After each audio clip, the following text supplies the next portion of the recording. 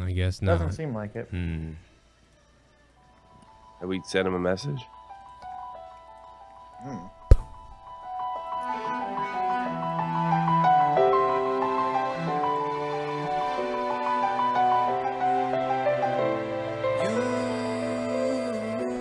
Yeah, you want something dirty to happen? It's gonna happen! Tonight I monetize this! You fucking motherfuckers! Get ready, let's do it! Let me inside your mind. I don't know what you're thinking, sugar. Ooh, but I just got that feeling, sugar. Yeah! And I can hear the sirens burning, red lights turning. I can't turn back now. So hold on tight. I don't know where the lights are taking us, but something in the night is dangerous, and nothing's holding back the two of us. Baby, this is getting serious. The things are dangerous. Show me your soul, I gotta know. Best that you're beautiful inside. Toes on the Yeah, this is the song that I sent to Macho Man's mother, just so you know. She liked it. Tommy C, Dave Ventura, and me. All in a pile of vat of cum and semen, and it's monetized this. Number 20 for those of you who don't do Roman numerals. You gotta know your Roman numerals. Vince McMahon taught me Roman numerals as a kid, just so you know. What's up, gentlemen? What's going on, partner? Well, I'm having a hell of a NHL 2015 game right now as we do the show. So if I'm a little distracted, because I'm involved in this heavily. Good morning, Tommy. Good morning, Dave. What's going on, man? I got an quick update. What kind of update? What's going on? The fans are pleased. People are happy. In fact, one longtime listener, Talvish, who just wrote me, I'm happier than Michael Jackson at a daycare center. Yeah. That's pretty happy. That is pretty happy. I'll have my camera on in a few minutes. Chill out. And anybody who really is mad. Oh, you can go watch it on my side if you need a camera all that bad. Guys, Ebola's coming. So just look out, especially in America, where we just, come on in. Yeah. Give us you're sick, you're tired, you're poor. What?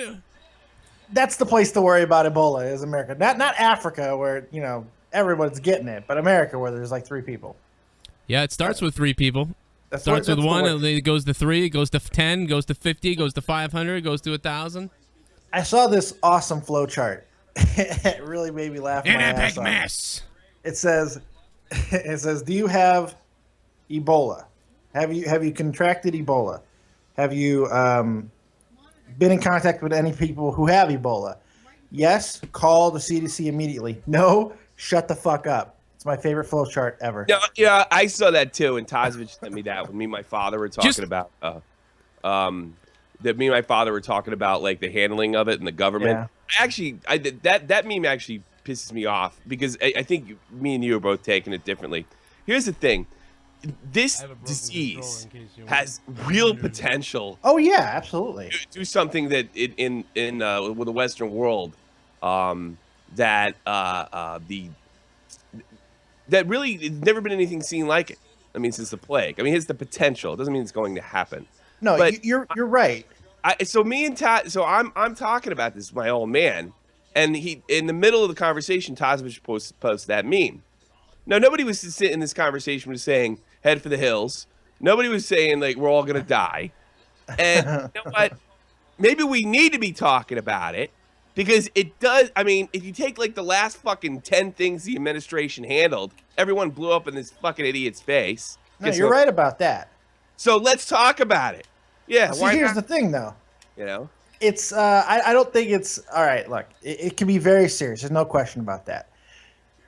First off, we don't live in a climate in the United States that is really conducive to spreading the virus like it has in Africa. That's the first thing we need to remember. Totally agree, but that's not what we were talking about. No, I understand that, but it's the mass Why do 3 people have it? Why do people have it? Well, because people have gone to Africa or fucking come in contact, close contact. It doesn't with matter these how people who've come back. they have it. I'm not saying it can't outbreak. That's not what I'm saying. That's not what I'm saying at all. I'm saying this fucking insanity that is going around right now. That's why I took it. Well, as the meme, problem is because it's there's high. an insanity going on about people freaking the fuck out about it. It's flu seasons. So the problem is every time somebody is actually getting. Gavin was just sick a little while ago, right before the Ebola thing really got out. I mean, so anybody who's getting sick, everyone's freaking out. That's what's really causing it, I think. But hey, it's just another thing for white people to be afraid of as far as black people go. Just another reason for white people to be scared of black people. That's all it is. Go. Holy fuck.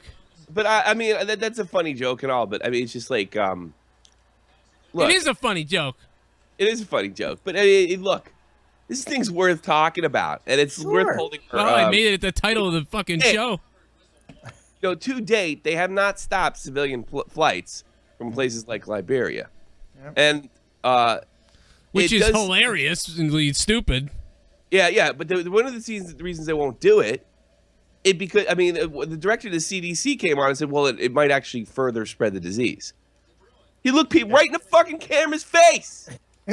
Yeah, well, keeping you in office over here might further spread stupidity because you're a fucking idiot. Yeah, but I mean, further, and then I that's what me and we're talking about. Tasevich puts this meme up, like we're Tasevich being Tasevich. Yeah, but I mean, Tasevich puts this meme up where we're act like we're saying, oh my God, we weren't. We're saying this is ridiculous. You were upset at the placement of the meme, not the meme itself. I was pissed off about it, actually. Yeah, sure. But I mean, it's just complete. We're talking about the government handling of this. No, you stop fucking flights from at least civilian flights, and then you send people over there to deal with it. There's no doubt in my mind if you just fucking let Liberia, rot in this disease, and other parts of Africa, then yeah, it's eventually going to come over here and be Yeah, but the point is, you can go help them. Just don't bring people here. Yeah, I know. That's it. Civilian flights is at the very least. But let's face it, this is political correctness at its finest. It's like, hell, we wouldn't want to hurt their feelings. It has nothing to do with their fucking feelings. It has nothing to do with their skin color. Yeah. It has to do with there's a major outbreak. Yeah. In Africa. Well, this country's fucking stupid, and that's what I've come to realize. Some of the news coverage is so funny, like the story about we're not going to harm the dog of the Ebola patient. That one tickled me. That one tickled me. Yeah, who cares about? I'm convinced that this country's stupid. I hope something does happen to us because we deserve it. It's the stupidest place. This place sucks. People are just dumb. This place is turning into the people on YouTube. The people on YouTube have proven to me that this country is just one pile of stupidity. To be fair, it's not really the country alone. The whole fucking world has gone retarded. So to be fair, it's political correctness. Maybe it's the world, but we are fucking. I think we're leading the charge with dumb political correctness. There's a fucking disease. You close the fucking borders. Yeah, it's not hard. That's it. But you know what? Hey, look who's in charge, Mr. Political Correctness himself. Well, I don't think that really matters. I mean, it does matter. It does matter because I'm telling you, they would have closed if it was any other kook in there, they would have closed the goddamn borders until this thing got a hold of itself. I'm about to be Earl Hebner up in this fucking thing. I see a match coming on. The guy, everything this guy touches turns to shit. Obamacare, he won't fucking close the borders down in Mexico. Everything listen to the last. The Mexico thing, at least I feel like the Mexico thing is a harder thing to do. This is not that hard to do. I mean, I'm not shocked by this whatsoever. Not even. Oh, the handling of it, absolutely not. 6 years now. This is exactly what he was going to do all along. Well, it's all bring conspiracy. On the end of humanity. Did you hear about the? Just to handle everything stupidly, which could bring on the end of humanity. Had a good week. I mean, like, wow, he really had a good week this week. I can't. Well, I mean, anything he could do, he doesn't. I don't know. Who fucking knows? This sucks. We're in trouble because you know what? Some psychopath on the other side is going to get elected next time. So it's all just going to bounce. You know when you're playing one of those video games at the arcades, it's one of those racing games, and you got the wheel, and it's one of those really flimsy wheels, you know, when you turn right, Like you turn so far almost into the wall, and then you turn left, and you keep turning too much to left and right. Oh, like Cruising USA. Yeah, and you keep smashing into the wall because you're overcompensating left to right. That's what's going on with the presidency in the last 14 years, as far as I'm concerned. Cruising USA was like that, man. You watch this exactly. You watch what's gonna. This is. I'm scared for the next one too. Going forward, I'm scared for every single one. The Republicans should have been scared before Obama got elected because you know what was going to happen. They'll elect anything on that side because of what we just did with fucking Bush's dumbass. And look what you got. And now look what you're going to get. I think. I mean, it's if you're on the left side, it's going to be horrific. If you're on the right side, it will be just like this. You know. Yeah, you'll defend the guy. No, you're right. You're sort of defending him, but you're like, you're going to defend the guy to the death, whether he's doing the right thing or the wrong thing. Just like they're defending they're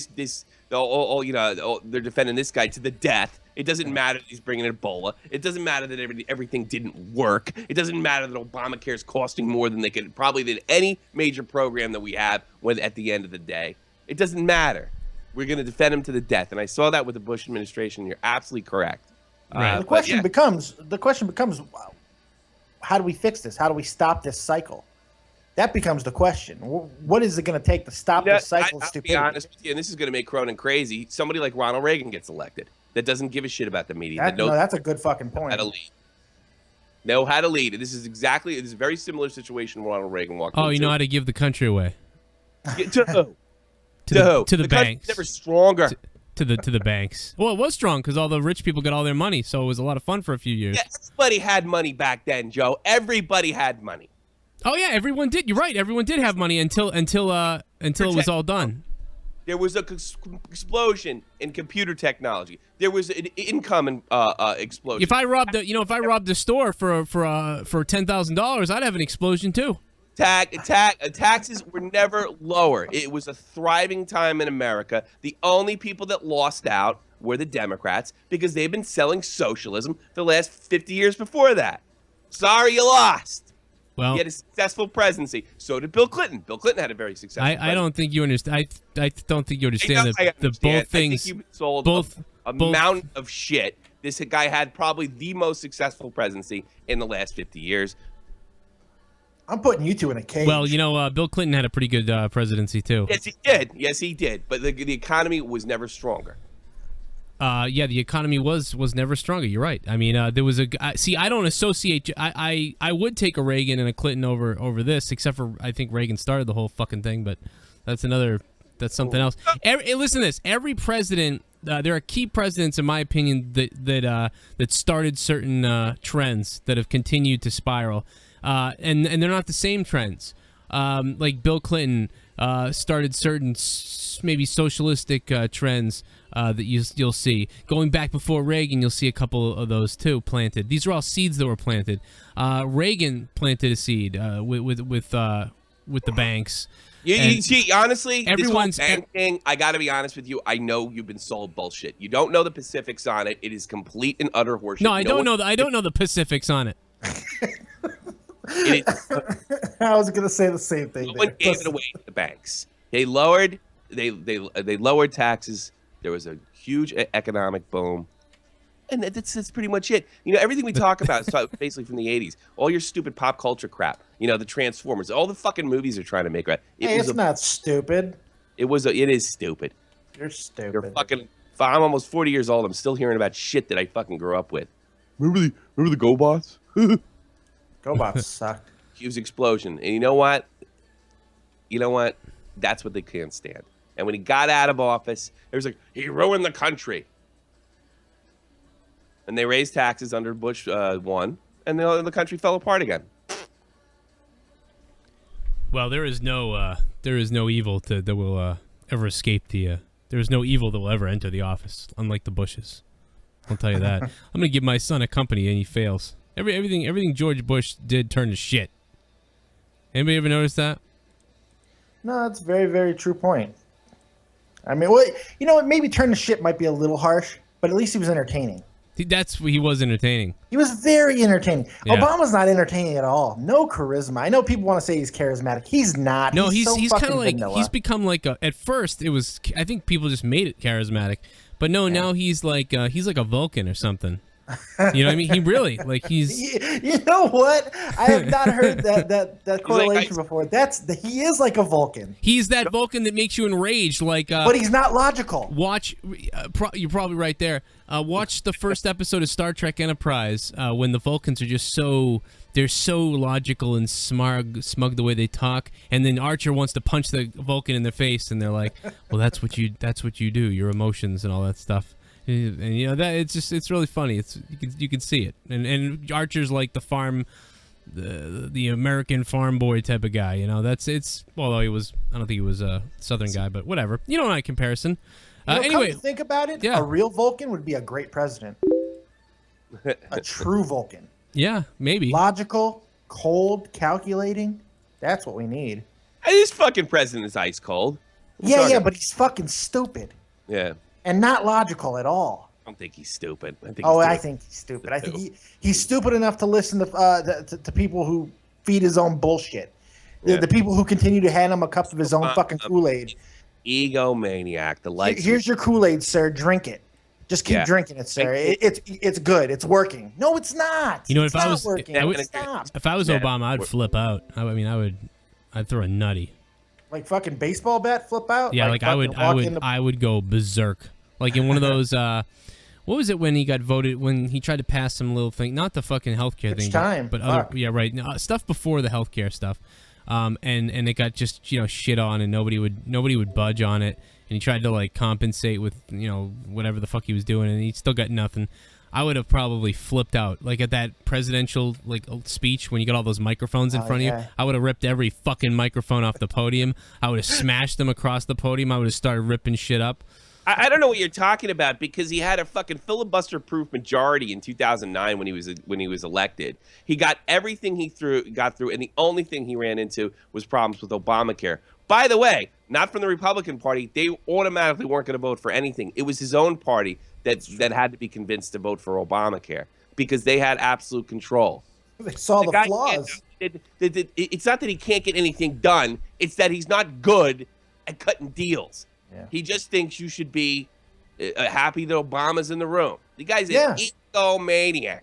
He had a filibuster-proof majority. We can't get anything done in Washington. That's because in 2010, everybody said enough of Obama. Enough states said enough, block him. And no one seemed you want to talk egomaniacal. Yeah. He's changed the definition of a lame duck president. What is he going to accomplish the rest of his term? Oh, there's nothing to accomplish. Nothing. It's all done. In fairness, by this stage, it's over anyway. It reminds, I mean, it really is like it's amazing how Bush and Obama really compare in the way people feel for the most part is going forward. I think more people hate Obama though because there's so many more factors like the expectation for change was there. Yeah, at least to the fucking he was supposed to be second coming of Jesus fucking Christ. Well, we're moving off of September 11th. He didn't have the September 11th thing to sucker some people, and he also had he's also a black guy. That's another thing. Not that everybody feels that way. It's just that there is a little core of those people. So there's that going on too, and it's weird because I'm not like one of those full blown people like, oh, you don't like him because he's black. That's not what it is. But there definitely is a huge amount of that. And I don't buy that. No, you don't buy that? I hear it every fucking day. What are you talking about? I don't buy that at all, and I'll tell you why. Because every you don't buy it. You don't buy the people that actually. I don't buy it at all. I don't buy it at all, and I'm going to give you a reason. Because when I first started hearing this, well, it's because he's black, even though he was elected by a fucking landslide majority of the American people. No, I'm saying the hate though is. Where do you find it? I said you find it in the Tea Party. So I started looking at these Tea Party rallies, which were middle class business owners for the most part. Some of them actually weren't even all white, and I've never seen signs. That N-word. No, you wouldn't. No, you wouldn't. This is imagined. There are people out there that don't like the president because I'm not imagining the conversations I've had with countless amount of people since Obama's been elected. Facebook? Oh, what a scientific great example. No, it's not Facebook. Well, yeah, because if I talk to someone on the phone and they're like, well, you know this guy, Obama. I'm at my work. For all these people know I'm black, and they start going off. I'm at work taking their calls. And they go into it. They go into Obama. Then they start being like, well, And you live in Massachusetts. Yes. And they'll well, these people are calling from all over the world, all over the country. And they'll go into fucking stuff. They'll go into racism. Everything. That no good N-word. they won't say they won't get to the N-word, but they'll say, well, you know, and this is what happens. And I don't think I had one guy the other day tell me, and this is why a black president, you know, it's not just because he's black though, you know. Anyway, it's not just because of his color. I mean, here's the thing: there's a cornucopia of reasons to not like this fucking guy. Black is at the fucking bottom of that. Really right. It is. It really is, but it's there. It's that's why I'm saying there's the ignorance. There's more ignorance everywhere. Like, why do you hate George Bush? Oh, well, because he's a fucking idiot. Oh, because we went to war, we didn't find the weapons. Oh, well, you know, the Patriot Act. Like, oh, there's all these things, and you can hate him for those reasons. But Obama,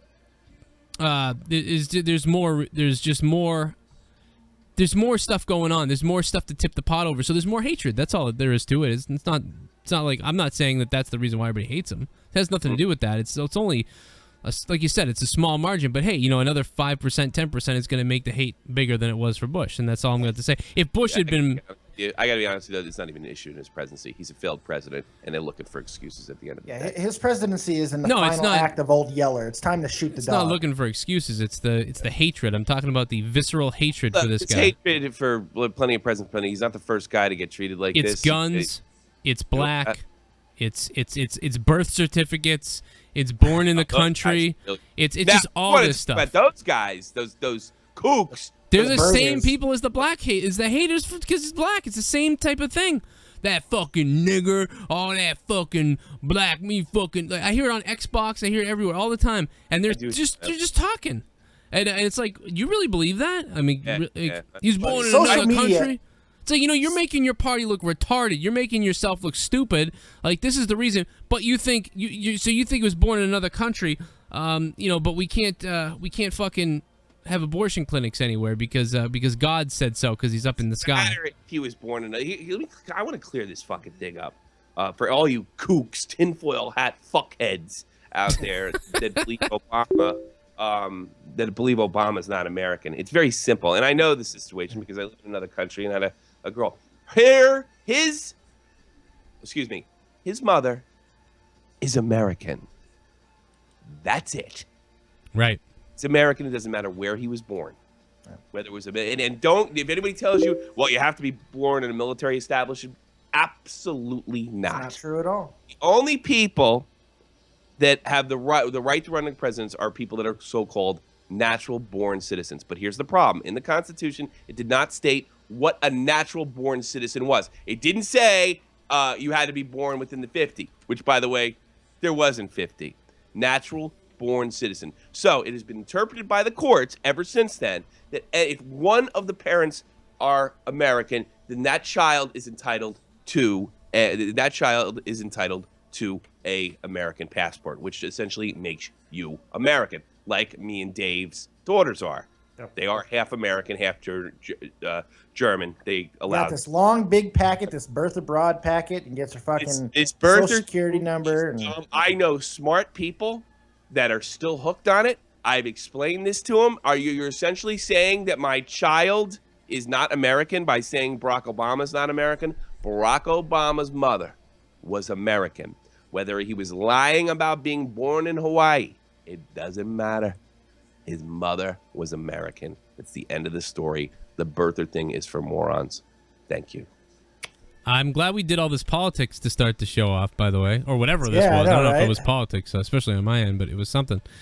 Jesse started with Ebola. Yeah, well, yeah, that's what started I mean, it. Right. That's a good point, because the whole thing is become political. Yeah, close the fucking border, and that's all you gotta do.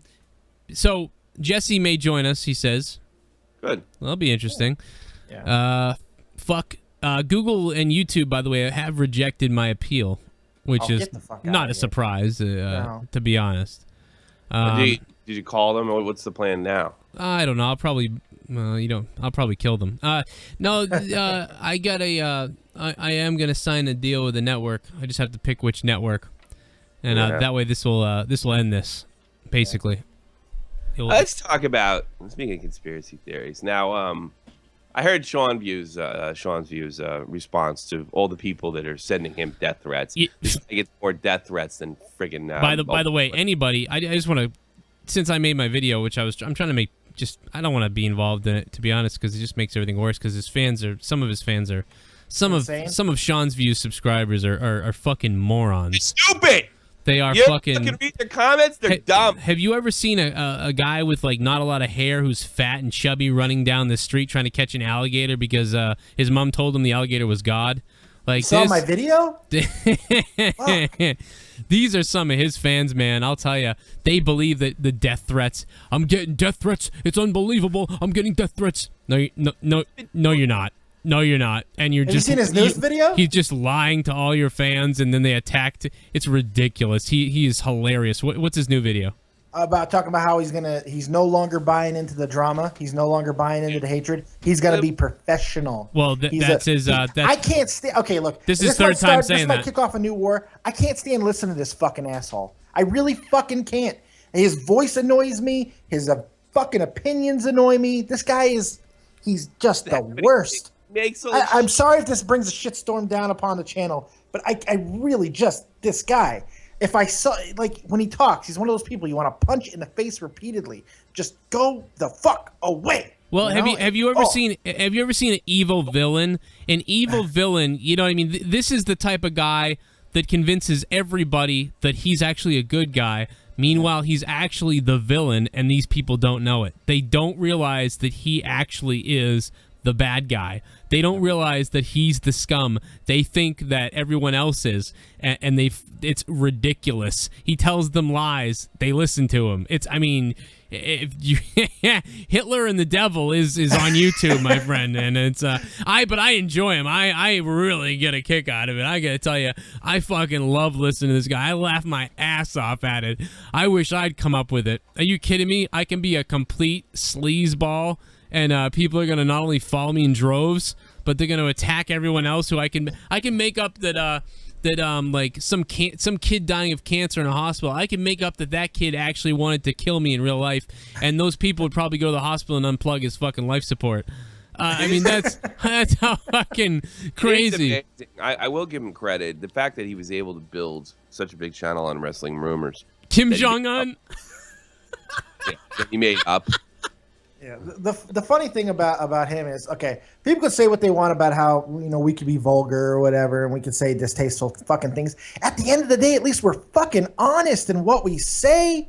Jesus fucking Christ, man. We don't just make stuff up just for the sake.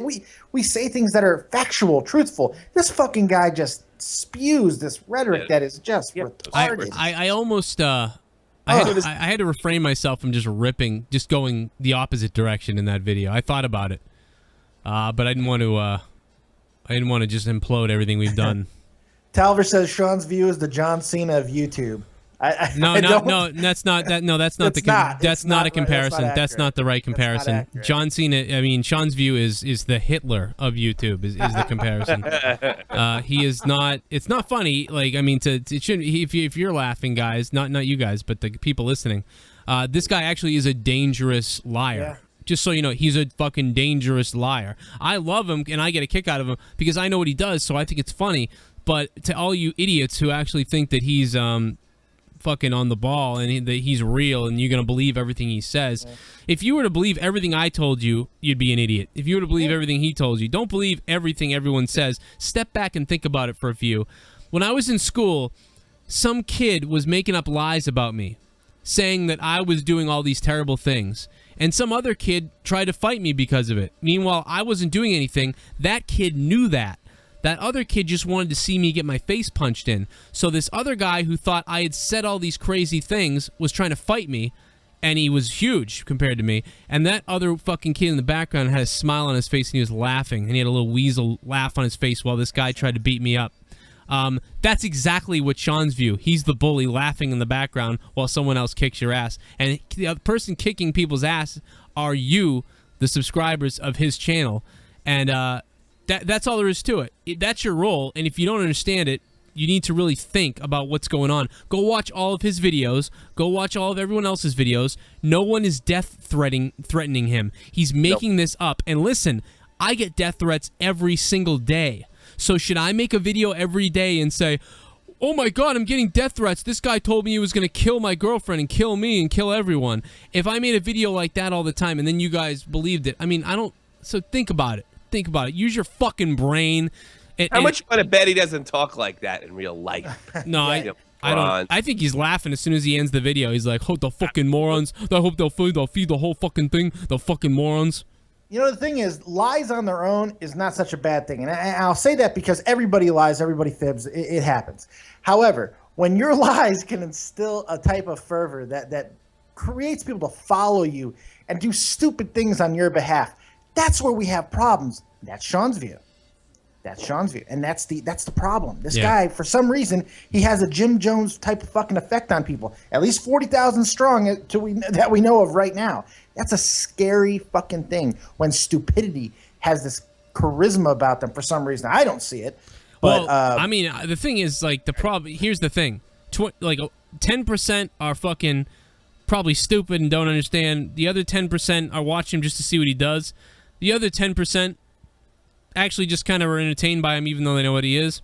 And the other 10% probably hate him, and they're watching what he does. So he's gotten all circles, is what's happened. Which is, but I think he's hilarious, and that's why I keep watching his channel, because it's like, this is fucking hilarious. When he was wearing the fucking thing, the EKG thing, or whatever the fuck it was on his head, I was fucking losing my mind laughing. It was unbelievable. I was like, this guy will do anything, and I fucking love that. I really wish I thought of this before. I mean, I do some skits and some wrestling things.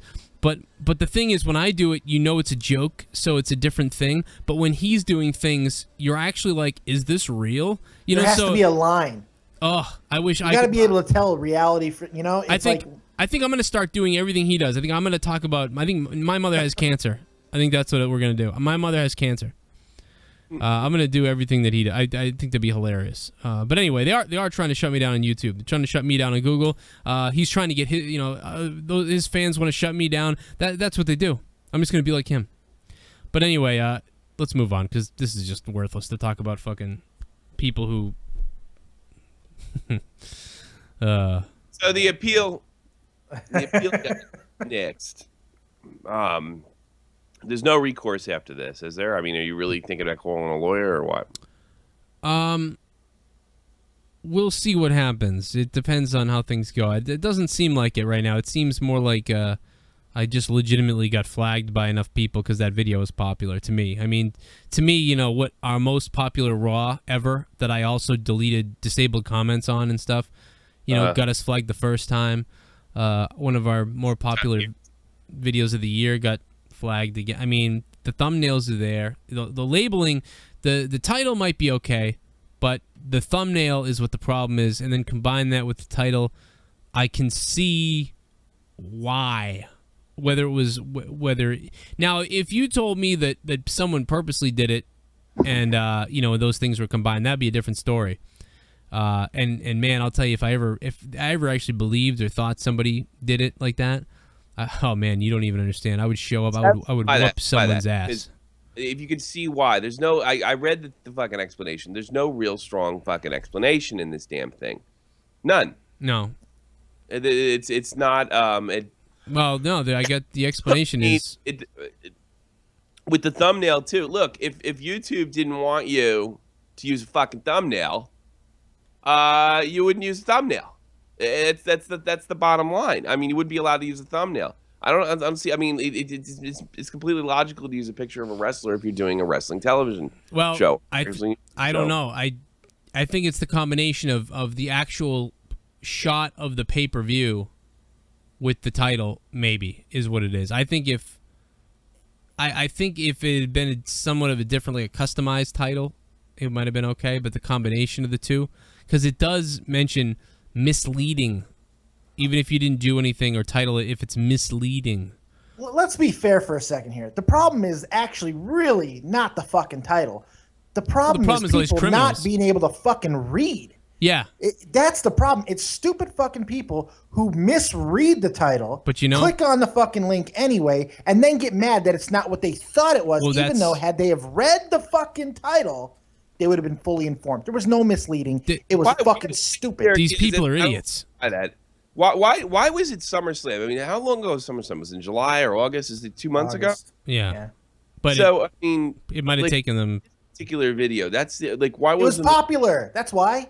It was popular. Yeah, it was getting. I mean, it was getting 500 views a day. I mean, It was getting ridiculous. It busted 100,000, didn't it? My God. yeah. Oh, yeah. I mean, we were gonna hit 200,000 with that, but it's one of those things where it's the combination.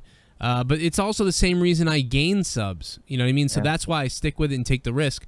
Because the same reason why, you know how many people told me that I was looking for SummerSlam and I clicked on it and I was like, what the fuck is this? But then I started listening to you.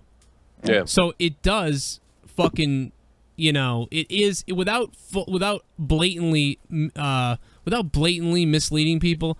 I'm doing it subliminally, kind of, sort of. The strategy's sound. If you get 100 fucking people, if you get 100 people click on your link that are kind of stupid and they don't know what they're clicking on, and if just one of them, 1%, fucking decides to sub from it, it's a worthy fucking strategy. I'll take that all goddamn day long. Did you just call all our subs stupid?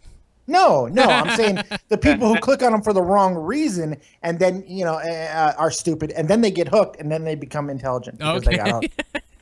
You're right. They're like, this is amazing, this show. They're like, I'm enlightened now. I feel better already. My life doesn't suck as much. Yeah, see, Matt Dumfrey, I found this from WrestleMania 30. It was awesome. Yeah. So what's the plan? What's the plan going forward? I mean, so we just suck this out. Are we going to be Conquer. open WrestleMania? It's another 6 months in the penalty box. We're going to come back on just before WrestleMania again. Just like last time. Last time it was August 29th, I think. The goal should be to make whatever channel that we stay on permanently more successful than the last one. I would be by the time WrestleMania, let's get over 10,000 subs. Well, that's the fucking goal. What I did last time was I had to be like, go sub my other channel. How are you going to title your videos the next 6 months? The same way. I don't give a fuck. That's what we loved, man. That's why people love you, man. I'll title the same fucking thing. I don't give a That's why fuck. people fucking love you. I'm gonna make a video that says Randy Orton's fucking masturbation tape, and I'm gonna put a fucking picture of Randy Orton up in a crotch of a porno guy's dick, and then the video it's just gonna be me rolling around on the carpet singing Mr. Rogers' theme song. Isn't it funny how things of an unjust nature can bring out such fucking loyalty and love from people? Man, you got such an outpouring. Yeah. This whole channel. I couldn't believe My God. The Twitter was like flying for days. I really did. That was amazing. That was the thing that I really was upset that night. But I also thought, and part of me thought, don't do anything all day. Just tell people real quick and get off, and then don't do anything. And then but then I was like, no, I'm gonna come on and say everything I feel because I think that's gonna enrage other people more. Yeah, and it did. The outpouring, it was incredible, man. It was a sight to see. Maybe you should stop saying you want to kill yourself because I gotta you're not actually gonna kill yourself. Can you go over there and make sure he doesn't do it? What? I'm not getting on a plane. I love the guy, but I'm not getting on a plane. Not yet. I have kids. He's not. Start doing worrying that. about me when I'm like 45. That's when you. That's when the clock starts to tick. Yeah, we might be worried about me then. We'll see what happens. Shackle yourself to a bedpost by a goddamn belt. I would probably just go into the same spiral that I was in 06, 05 and probably just start drinking like crazy. So crazy with the alcohol. Yeah, I think that's exactly what it would be. So where's Jesse? I thought he was going to show up. He's in the chat, but he's not coming. Is he all right? You're back, Kurt? I'll jerk you off. Nothing face to face. Nothing face to face. Oh, We talked about it yesterday. I thought he saw the fucking. I don't know. Did you He guys was in the chat. He saw everything that we wrote. So. Yeah. Are you sure? He said hashtag give Doink a dildo. Yeah. Yeah, he was sending voice messages. He knows what's going on. I need to get coffee. Come on, Cletus. Hey, you sound like you want to go to bed. No, I don't want to go to bed. I want coffee. I want to. Go get a coffee. I'm usually up by now anyway. I get up at 6 every day. Yeah, this is my wake up time anyway too. So I'm usually masturbating right now in the shower. I'm masturbating right now. I got one hand free. I'm good to go. Hard to masturbate in. Holla back. I have a tub. You know what was really unfortunate, and I know this is not the takeaway from the fucking from being canceled or suspended or whatever. Yeah. Raw was really fucking good this week. I thought I was so looking forward to doing that show. That's so funny. Someone at work today said the same thing, and I was like, you know something? I couldn't wait to talk about Raw. I wasn't flipping out about how awesome it was, but I was really entertained by it somewhat. The whole wrestling was this might be the best wrestling product we've gotten on Raw in years. But the matches were really solid, man, and there was a lot of them. You know, I was really happy with it. there was a match that I really loved until the end. Unfortunately, I thought the Rusev Big Show thing was really good, and then at the end it kind of turned into a barn.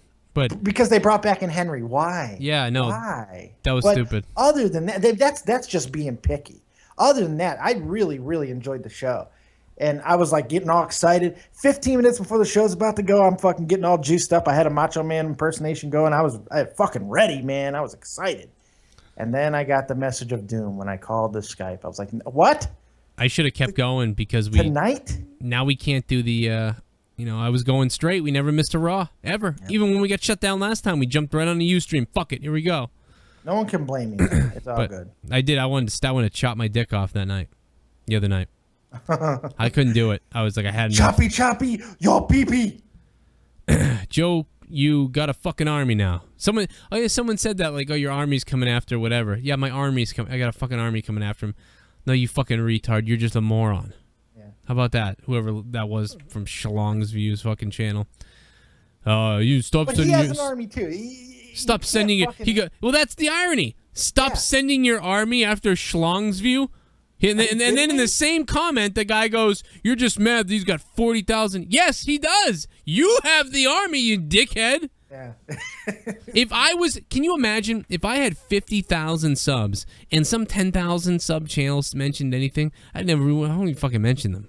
Yeah, but here's the thing. I'll take our 20,000 over his 40 any day. You know why? Because we got the generals to lead the army to prosperity.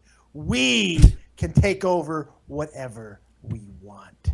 Well, then let's go take over a preschool because I like little kids. Wah, wah. Oh, no one's in on that with me? I'm the only one? I'm the only one? You're the only one. All right. Anyone who is raising their hand has the other hand on their cock. That's why I said it. I'm just joking. I wanted to see if anyone else was a creep. It was a fucking creep test. It was a fake. That. It was a Bill. Brilliance. How about the Ghostbusters? I can't wait for these female Ghostbusters, huh? Yeah, now it looks like it's going to be a reboot, but with chicks. Originally, it was supposed to be like their daughters or some shit. Oh, God. And now it looks like it's going to be a full-fledged reboot, but they're like just replacing the guys with chicks, which I'm sort of okay with because when Harold Ramis died, I kind of felt like that's it. I'm definitely down with the reboot because you realized eventually that this is not going to happen. You can't. But that movie doesn't need to be remade, man. But it doesn't need to be. Still stands up. It still stands up. But for girls, it doesn't need to be chicks. This is weird. It is weird. I don't feel it needs to be remade at all. Ghostbusters is still very watchable. It's very identifiable. It's still hip. It's still funny. The jokes still land. It doesn't get old. It's a great film. It doesn't need to be remade. However, if they're going to do it, at least put a spin on it. So I kind of get the girl thing. I would have liked to have seen it as their daughters, as like the second coming of it. That would have been kind of cool. As long as Rick Moranis is there, because God knows he needs a fucking paycheck. Let's get Sigourney Weaver in there, too. Fuck. I'd like to Annie Potts. How great would it be if after the movie ended, Sigourney Weaver just had an orgasm, just for no reason? Just for a random, or I like that idea. What? It's like 60 years old, you creep. Who the fuck cares? She Who can cares? still get it. I saw her in what was that Seth Rogen movie, Paul. She was pretty fucking hot in Paul. Yeah. Well, she was. I'd like to see Annie Potts. I would too. When she was like 18. I would like to see Annie's Potts. That's what I'd like to see. What do they? I don't want to see. This is why Bill Murray didn't want to do the sequel. Yeah. Because this conversation. Well, here's the bill. Here's the bill. Bill Murray finally, he admitted to why he wouldn't do it after all this time today. It was on Yahoo News or something. What did he say here? I missed that. Here's the quote. No. He said, what the fuck? Yeah, I'd close so I can read this. Here we go. Those guys, Danny and Harold Ramis, were at the top of their game for the first movie. They were burning nitro at that moment. Unless you have a really clear vision, you're always trying to recreate that. And that was it. I heard him say something like that before because he had mentioned, my chat's working. Hey guys. It's kind of a fair comment too. No, yeah, he's right. Here's the thing. he first of all, he hates sequels. Second of all, he's 100% correct in the sense that, look, this is like a one shot deal. You know, I mean, it was a completely original idea, and they were doing well. And he demanded that they actually bring in new writers because they thought they were over the hill. Well, listen to this. I mean, this is what he said about the originally, as we all know, Peter Venkman would be dead, but still haunting the remaining Ghostbusters, Dan Aykroyd, Ernie Hudson, and the late Harold Ramis. And then Bill Murray said it was kind of funny but not well executed. Murray recalls about the premise. Then as for the later draft that Aykroyd had put together, he presented it to Murray, and he admitted to Variety that it was crazy bizarre and too crazy to comprehend. If Bill Murray says that, you know that's something. You know, the thing is, people forget that the Ghostbusters 2 movie isn't even what fractured the relationship between Harold Ramis and Bill Murray. It was Groundhog Day. That's the movie that they worked on together because he directed it as well. That's a good movie and stuff. It's a great movie, but like apparently Bill was so fucking impossible to work with at that point for Harold Ramis. That's what fractured their relationship. That's what made it impossible for them to work together. And he barely talked to him up to the fucking day he died. And it wasn't because of Ghostbusters. It was because of Groundhog Day. Because yeah, it was Groundhog Day. You're right. What happened to the set of Groundhog Day? I'm not familiar with this. Oh, it was a nightmare the entire time. They fought every single day because Bill was getting hot at that time. That was when Bill was really starting to become Bill Murray, and he let everybody fucking know. You know, and he was really the only legit heavyweight. I'll fuck this groundhog if you don't do it. I'll fucking kill it. And Harold's just trying to get through a scene. You know, he's just trying to get the scene shot, and Bill was just, if it wasn't his way, this is just the stories that I've read. I don't know if it's true or not, but it was very time-consuming and insane and not fun to do. And when a project like Groundhog's Day is not fun, what's the fucking point? Because the movie is really, really good, and how it became that good through that type of adversity, I'll never understand. But it's a great film. Yeah, I mean, hilarious. I am surprised too. I mean, we got some favorite moments of Groundhog Day, huh? How about that film? I don't know. The flapjacks scene with the drunks in the fucking car and trying to order flapjacks from a police officer. It's an old joke, but in a new way, and I thought it was so. Can we get some flapjacks? I could really go for some flapjacks. Is it too early for flapjacks? Trying to kill himself in all the ways. Oh man, I like how that movie went dark real quick. It went so dark. Was that your cell phone this time? No, that was the Groundhog Day. That was for the rest of your life. Oh yeah. Breaks the alarm. I would, I watched that movie and I was like, I don't know if I'd mind living like that. The same day over and over in perpetuity? Because people get my fucking nerve. Okay, here's a question. If you could choose which day, what day would it be?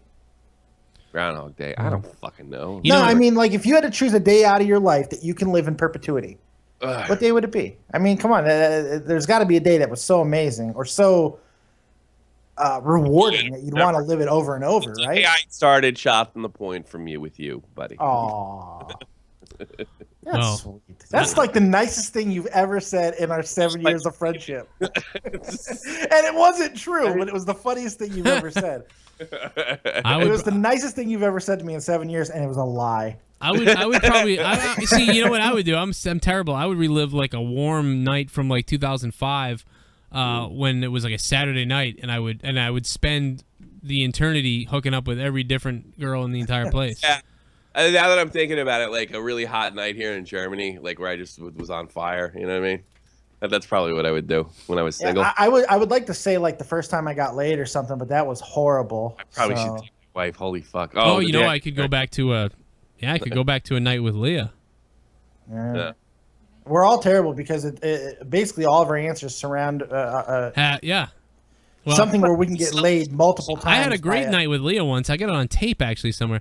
But I would go back to that night actually. Well, see, you can relive that in perpetuity anytime you like. It's kind of like that, but now I would actually get to be there again. Yeah. So yeah, I'd go back to that. it's become legendary in my mind.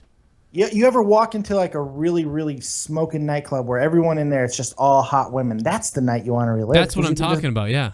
Yeah, run through every single one of those people. I remember told some girl I lived in, I was like, I'm got to go back to Los Angeles. You know. Oh, yeah, is that the time that you were fucking telling one person you were a lawyer, next person you were a real estate agent and shit? No, I would always keep the same job that night. That wouldn't be, so there would be consistency in case I caught up with someone again. But no, I told them I wouldn't go crazy though. You know, I would like keep it. I wouldn't be too unbelievable. Yeah. Like I told them, I'd be like, well, I'm on the, you know, I don't know if you've ever heard of the show. I'm on the radio in Los Angeles. You know, but I'm out here doing this thing for this sports thing. And is this where everybody usually goes though? Is this the party? Yeah. And then I'd have the fucking room in Boston. And I'm kind of new here. When they come, well, right. Well, I would tell them I'm from here. Like I'd be like, I'm from here, but I haven't been here in years. You know, I'm out in L.A. now. Is this where the new party is? Yeah. Where's the new scenes at? I could really use a little bit of help. You mind if I follow you around for a little while? But then when they came back to the hotel, or they saw the room, they'd be like, holy shit, he really is. You know what I mean? You'd have the alcohol everywhere. It would just be crazy. I'd rent. Gotta spend money to make pussy. I mean money. Yeah. It's a reverse hooker. You know, instead it's a reverse hooker. Reverse hooker. Instead of paying, I love that. Instead of paying $150 or $200 for a good hooker, you know, you end up spending $1,000 on the room, but the girl just comes for free. The reverse hook job created by Joe Cronin. It's amazing. That is amazing. You know what? The funny thing about it is, a couple of fucking vodka Red Bulls could have got the exact same effect, probably. You're probably right. You're probably right. Here's another mojito. You want to go to the back alley? Yeah. Oh, it's just as nice as a hotel room. I don't know why they have that type of accent, but it's okay. I have no idea why. Leah's afraid someone's going to show up with my kid or something. You know, I was worried about that too. I think everybody has that fear. Like, man, did I double bag that? Fuck, did I wrap my Whopper before I served it? What if I get a little Dave on the door? That'd be bad. I don't know if I could deal with that. I definitely I don't know, man. I would say if I had sex with about 72 people, I would say the 65 of them happened during those 2 years. So Oh my god. I don't know. But I'll tell you what. It was a good time, but I almost died. So like we don't go back there. Right. But it was okay to live it once. Yeah, he lived it for 2 years. And it was. You felt like you were kind of you know what it made me feel like, actually, to be honest, was being like back when I was in a band and we used to just drink and we just did do shit and you just didn't give a shit and it was a lot of fun. Except for you were by yourself and it was sort of depressive. But I did have some interesting nights out on the town and out in places, and it's amazing. I'm telling you, I was going out with my friend, and my friend Bob, and he was kind of awkward with the girls and stuff, and we really didn't do a lot of stuff. He didn't do a lot of what I did, you know what I mean? He just wanted to kind of play video games, and yeah, I'll have sex with a girl, but he was like, what's you know, kind of like in Howard Stern in the movie, you know, Fred's kind of just there, you know. That's kind of, you know, except for, but Bob was put on the forefront, you know what I mean? He hadn't been involved in this type of stuff, you know. He'd talked to some girls, I guess, but not really. But he was being placed in the spot. Like, you were being placed as the wingman. You never done this. You don't get into this usually. Well, you're here with me. It's the wingman time. And it was quite overwhelming. Sure it was. It was very weird. You know what? I just realized. Yeah. Those 2 years of your life, that was your Groundhog Day, man. Maybe you're right. Maybe I did live it. Day. I did have it. There you go. You lived it and didn't even realize it. And then I think, and it was good. And I learned a lesson. Look at that. And then I met Lee. Just like Groundhog Day. Yeah. I snapped out of it. I met a girl. I fell in love with a girl. And then it changed everything. Just like Bill Murray. It is Groundhog Day. It's your Groundhog Day. Revelations on Joe Cronin Show on Monetize This. Absolutely amazing. What was that, Tommy? Who needs couch time? I gotta get a beer. Get a beer. Take some cold. 6:30 for me. It's a little early for beer. Tony said he's going to cut his dick off if you don't answer his call. Not that I care. I mean, If he does, he has to take a picture of it. Because, Tommy, are you all right over there? You sound like you want to kill somebody. No, not at all. I'm in a good mood. I'm sorry. I'm sorry. I had a really rough day Vodka yesterday. right I was sick. Is getting dizzy. Dave had to carry my show. It was Really? weird. It was I weird. feel a little better. I feel a little better right now, but yeah, I'm just like not myself at all. You don't sound right. Yeah, I gotta say, you don't sound right now. I think it's because I You got Ebola?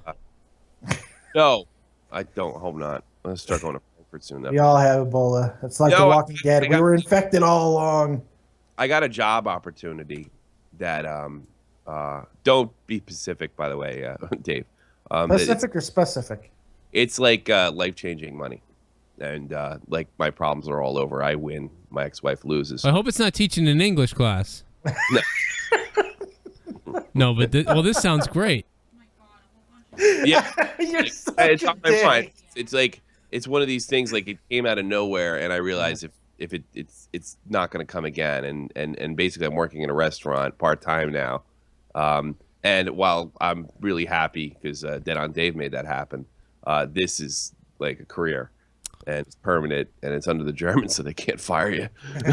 Wow, how did this come about? I mean, I sent a application in to this particular organization 8 months ago, and didn't get anything back after repeated emails, and it popped. I don't know. Wow. So I don't know. I don't. You know, the only thing I'm worried about is if I show up there and it's like I'm with a line of other dudes, and it was just like, oh, we're just but it doesn't look that way. What is it doing? Is it I mean, is it secret? It's gonna be awesome. Let's just say that for. I don't know if Tommy wants to get I specifics. can say what it is. It's in the video game It's gonna be industry. awesome. The video game industry. Yes, sir. Wow. Yeah, Moving on up like George and Wheezy, baby. Like a testing yeah, thing. I mean, I could very easily be washing dishes next month. I mean, I'm totally ready. Right. And my wife will be happy to have you there. Yeah. You know, so it's not a loss at all. Problem with that. I mean, but this is pretty serious. And well, I mean, look, if I go in there and do my best and it doesn't work out, then I can be like, hey, wasn't meant to be. Maybe it was a little bit of a tease. But if I fuck it up, and that's what I'm thinking. That's all I'm thinking about. How am I gonna fuck this up? You know, I'm gonna fuck A little this. apprehension is okay. A little. If I go in there, okay. if I go in there and do my best, Your best. Losers always whine about their best. Winners go home and fuck the prom queen. What was that? It's All right. Connery, man. never fucking do your best. All right? You're the best. Losers always whine about their best. Winners go home and fuck the prom queen. Fuck the punk. That's right. It's the best fucking line ever in a movie. I'll do my best. You're the best. Like I always think of that when someone says that. I gotta stop at work. People say It's it. just a fucking off take of Star Wars. Do or do not, there is no try. It's just a little hipper, but it's the same. Everything stole from Star Wars. The whole world stole from Star Wars. Masturbation I like. Why did you sound like Gonzo? Well, it was the same fucking voice Yeah. actor, I that's guess why. it really It was Frank Oz. Yeah, Frank Oz all the way. That's why you sounded like Gonzo, because it was the same fucking guy.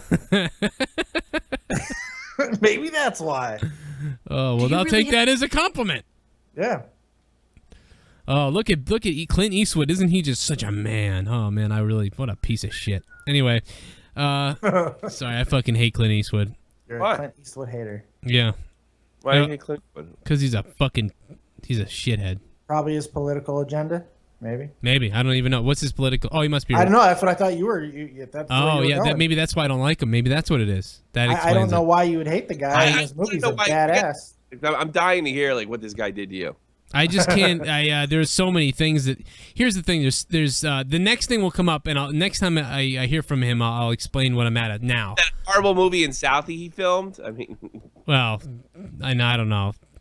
Get off my lawn, you Mexicans. I'm going to make a movie about a bunch of stupid Mexicans and how I'm a white guy and I stand up for myself with my guns.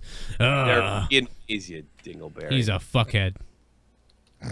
Good I like movie. Trouble with the Curve, though. I didn't like that. I like that movie. I liked it. I figured out why I don't like. Yeah, this is definitely why I don't like. It's just what his beliefs are. That's what it Okay, is. That's so what I it was is. right on Hey, that. Clint I was dead Eastwood, on. RNC Yeah. speech is the first thing that comes up when you type in Clint Eastwood. When I was a kid, I thought I liked him, but then now I couldn't figure out why I didn't like him. His westerns were badass, though, man. What an asshole! He tried to get this mess from being reelected. What a horrible human being. Uh-oh, here we go. Let's hear this fucking glorified speech of shit. For Mitt. Hey, maybe they'll elect him because everyone trusts him because he's a movie star and he can give the country away while he smiles. I know what you're thinking. Actually, not a right guy. He's a center. He's a center right guy. You're thinking, He's not what's a hard. He's not a hard right Movie guy. tradesmen doing out here. You know, they're all left wingers out there. Left of Lenin. At least Left of Lenin. What's he talking about? Ronald Reagan was president. What the fuck is he? that's what people Sorry, think. Has a Democrat ever been fucking in a movie that was elected? He's talking about the current Democratic Party being left of Vladimir Lenin. It's a lighthearted joke. I missed the Vladimir thing. Yeah. I was too busy looking at his fucking skeleton face. Yeah, he's old as dirt. He never. Boy, you got to give this to Clint, man. He never went the fix your face route. He never. No, he just said fuck it. Well, This is the way because it's he's gonna be. fucking a badass fucking with his shotgun is like, I mean, I don't picture Clint being like, touch up my face. I picture Clint being, get the fuck off my property. Like that, he's fucking crazy. He's the get off my lawn type of guy. I mean, he is that type of guy. That's why that movie is great, because that is him. But I feel like he used that movie to be like, see, you bunch of fucking minorities, like and all these white ladies like him down in the South, and they call me all the time.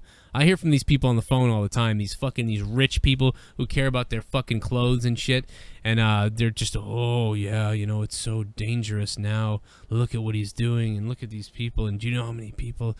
Oh, things are different now. Oh, and they're freaking out, and they don't believe in, you know, none of these people that they elect now believe in God. Conversation work like this. It boggles my mind. I talk to these people on the phone, and it's like, it's the scariest shit for me, because I got to be like, oh yeah, you know, yeah, ma'am, yeah, definitely. Anyway, let me help you.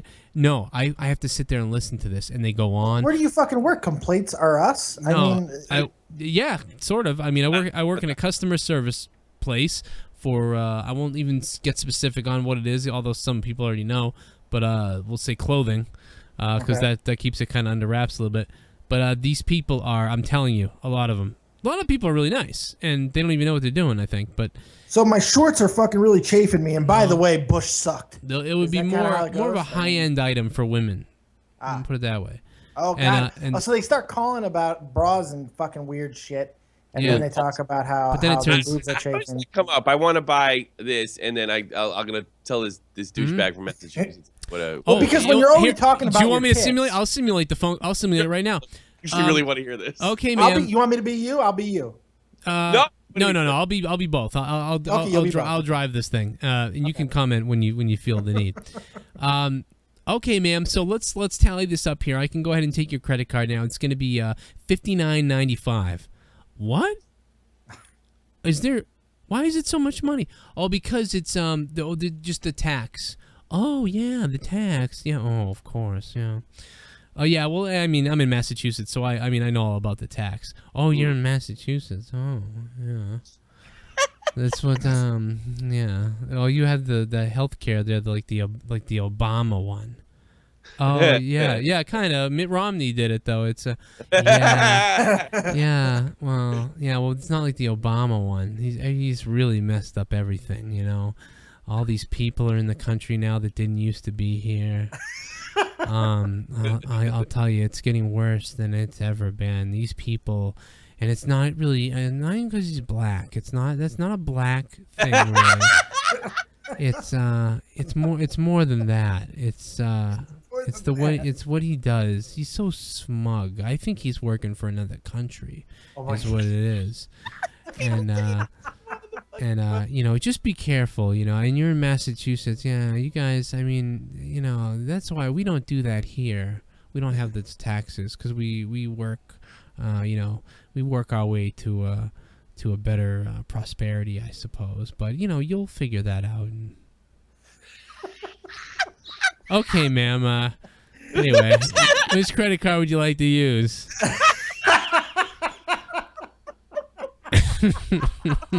Credit card. I mean, it's like, and that's like the tame version. I mean, this stuff goes all over the place. My father's card. all should be over the a place. video. That's fucking funny. Oh my God. Yeah. The women are the worst too. They're the ones that, I mean, you can hear it. And the best was the other day when some lady said, "Oh, I don't go to that area. Why?"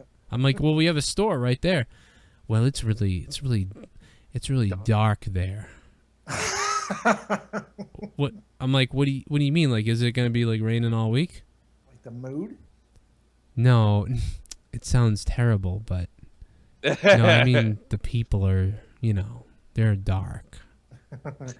Like, were they written by George Romero? I mean, And I'm just like, what do you fuck? mean? God bless you, son. I just feel bad for everyone now because of the way things You're are in a going. war zone. It's like, yeah, you feel bad. Oh, okay. Yeah, it's just that he's spun this country into it. You remember the gas prices? He did.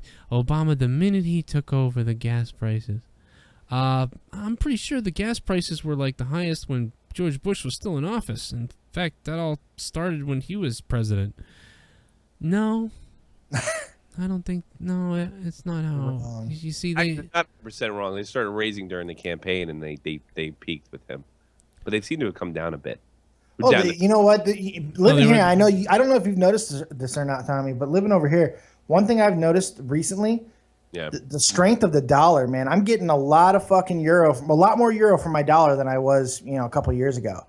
So who knows exactly why, but it's 72. It's 72 cents to it's 72 cents to the euro. That's what it is. Jesus. It was a lot. It was pretty bad for a while, man. Back in '89. Yeah. Ridiculous. A hot dog in it. So, dog in it, dog in it, dog in it. Where's So Jesse picture gonna come on so I of can the take a word 5-minute itself, break? or play a little more You can take close it. to the We vest. got We this. just Son. sit here and listen to Clint.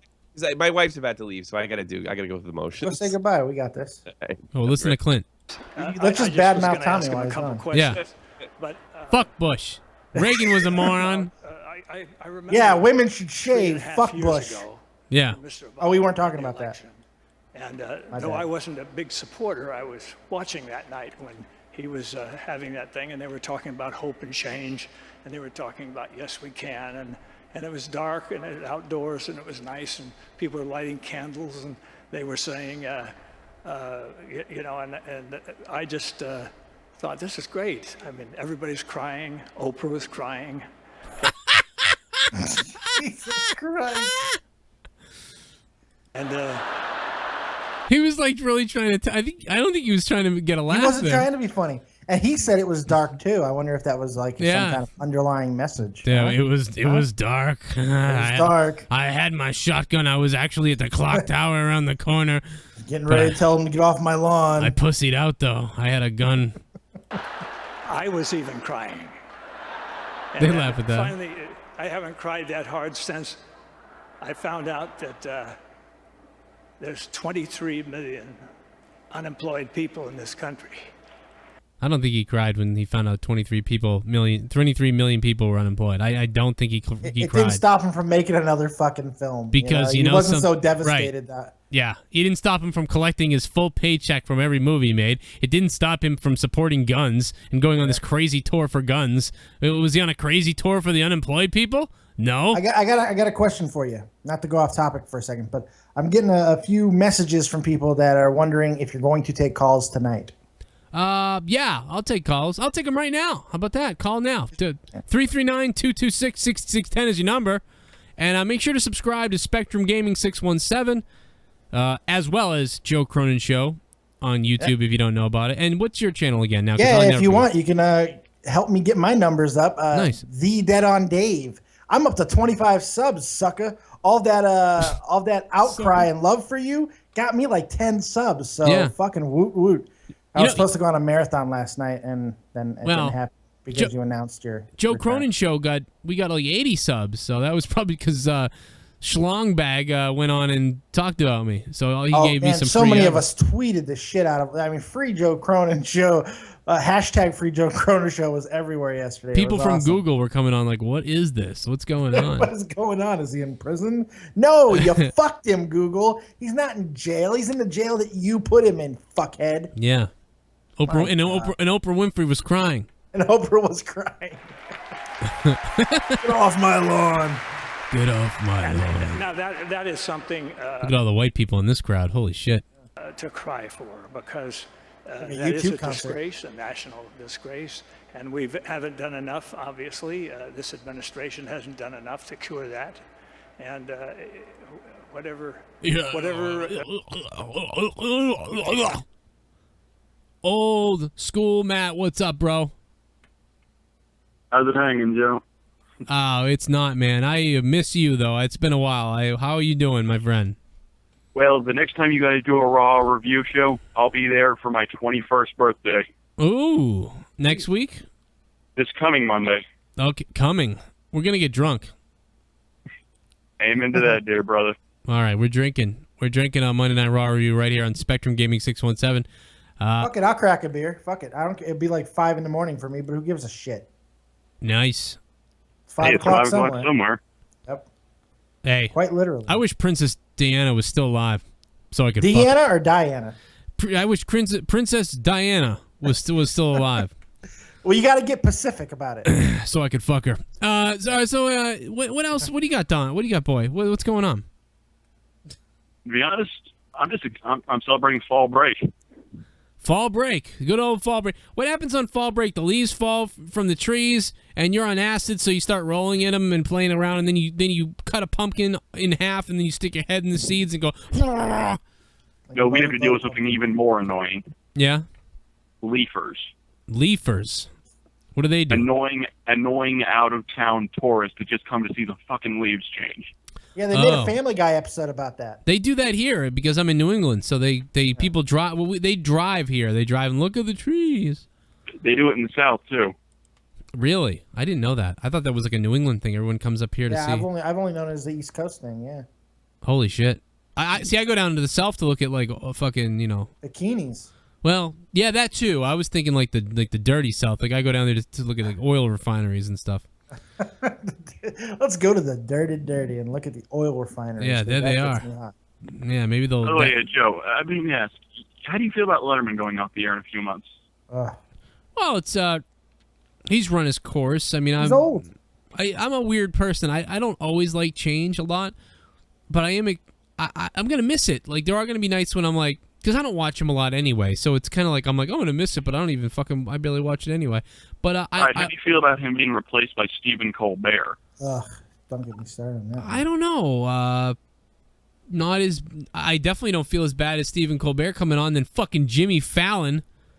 That fucking guy sucks. I hate Jimmy Fallon. I'm glad it's Colbert. I mean, fuck Jimmy Fallon. You know what? He's got to be funnier than him. You don't like Fallon? Fallon's terrible. I think he's garbage. Man, no, I hate like Jimmy Fallon. I'm with Joe on this one. Fallon's a douche. I don't get that. I think he's one of the most talented fucking late night hosts that we've had since fucking since the man himself. Oh my God, I think you're out of your fucking mind. Let me guess. You like Kimmel? You think Kimmel's brilliant? I don't think he's brilliant. I like Kimmel. I hate Fallon. I like Kimmel. I love Conan. You like Conan? Conan's hilarious. Really? Like he's a fucking ghoul who's not funny. Wow, you're on a. Yeah, I hate Conan. You're weird. Like all the young kids like. Personally, I think they should give the show to Dennis Leary. That's a good idea. That's weird, but. I like that idea. So you want doesn't Conan already have a show? I mean, they're cousins. They're not the same. But no, I like Dennis Leary, but no, I don't think Dennis Leary's the late night host. I don't see. I wasn't a Leno guy either, to be honest. I was a Letterman guy, and I still am. I like Letterman. God help me! I ever meet Leno, I'm gonna make that face even stupider. Yeah. The writers on that show were great. Is one of the things. Well, see, what he had going for him is that all the big stars would want to go. His interviews were terrible because all he would do is kiss and fucking suck ass of anyone who came on. Letterman, I fucking love his interviews because he doesn't care. He's just a crotchety old man, and that was a shtick, and it was great. Letterman will insult the Catholic Church for God's sakes. I can't believe that you like Jimmy Fallon. That's blowing my mind. I love Jimmy. Here's why I like Jimmy Fallon. He's multifaceted. The guy, yes, everybody hates him because of the fucking stuff. Everybody doesn't hate him. He's on the air. No, I mean like from his SNL days where he'd break character and laughter and skits, and that's where a lot of the hatred originally came from. But I love Fallon. I love his ability to sing, do impressions. He entertains on so many different levels. He's multifaceted, and I think he's unbelievably talented. And he ain't going anywhere. Yeah, and that's why I haven't watched that show. The only thing Fallon can't impersonate is a guy capable of entertaining me. His impersonations are pretty goddamn good, man. I think Jimmy Fallon's cute, and he is talented though. That's the thing, he is talented. But he reminds me of the WWE. I hate the PG era. I hate the Jimmy Fallon era. It reminds me of WWE. It's very PG and bland and goofy and stupid. I don't like it. I like something more edgy, and there's never a lot of edgy on Jimmy Fallon. It's always he puts on a top hat and then dances with a stick and does something clever, but it makes me just go, You want to replace with something edgy and real.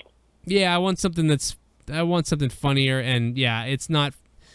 Well, then I got a guy for you. His name is Craig Ferguson, and he's about to be unemployed. Well, I love it all. Who are you kidding? He's Craig probably Ferguson. the most edgy fucking late night host there is right now. Drunk at one time. Who's more edgy right now than fucking Ferguson? No, they all suck. You I got to something about it. I don't know, Joe Cronin. I like Ferguson. I like Ferguson. He's not crazy edgy. His skits. I still think the most edgy person is actually still Conan, but I don't find him edgy at all. I don't find Conan edgy at all.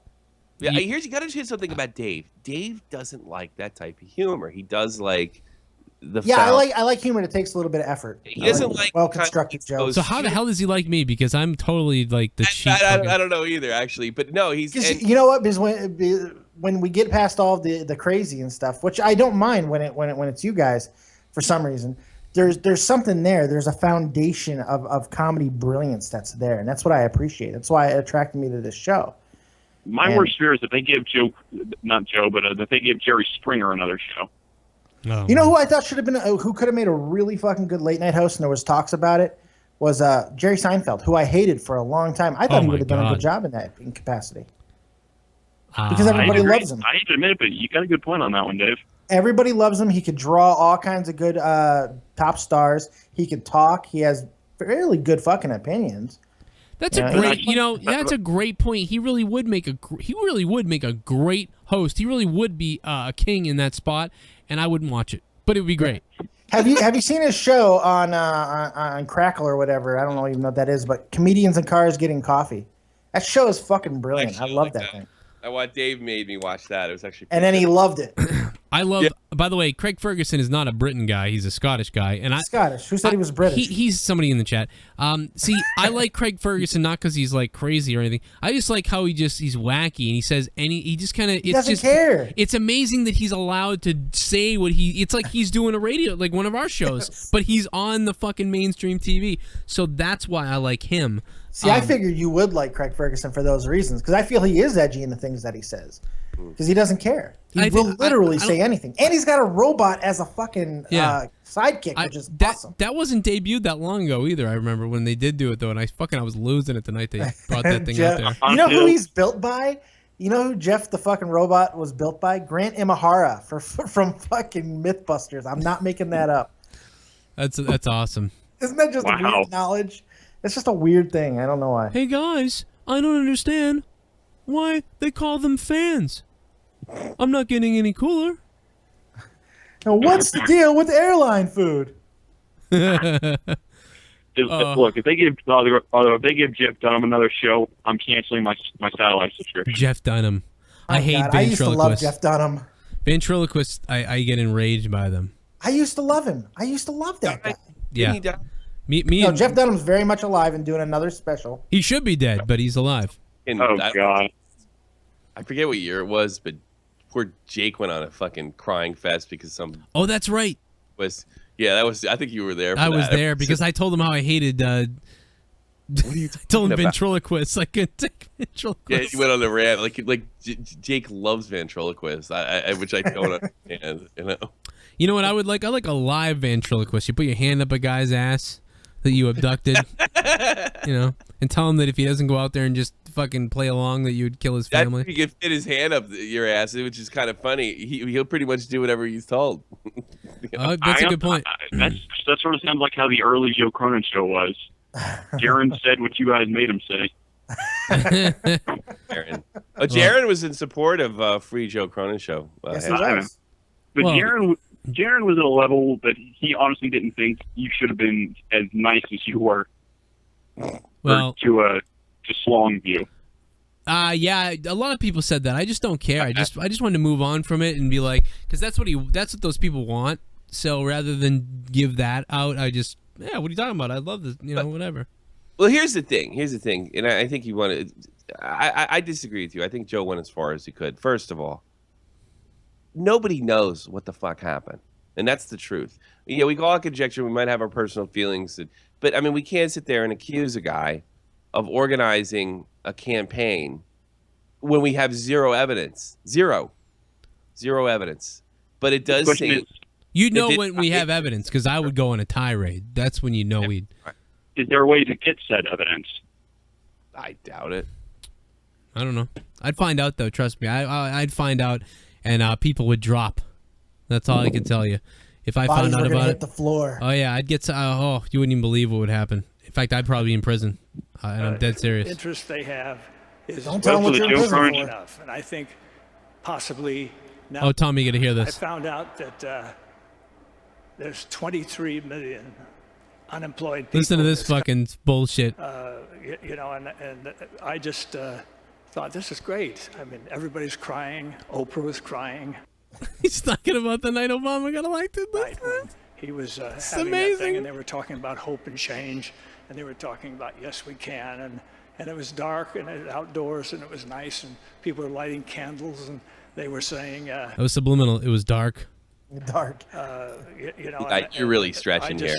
Listen, guy's this is fucking great. failure. I mean, everybody's Eastwood was crying. right, you Oprah two. Wait. was crying, this is great. and Oprah was crying. That was I the was best one. even crying. He was to be fair, crying. the last time Oprah And cried was when finally, she saw the ratings for the O Network. That's very true. Well, yeah. Apparently, Clint Eastwood was crying because of the unemployment rate. Yeah. Which God knows. He fucking. I thought he was crying because someone finally gave him a mirror.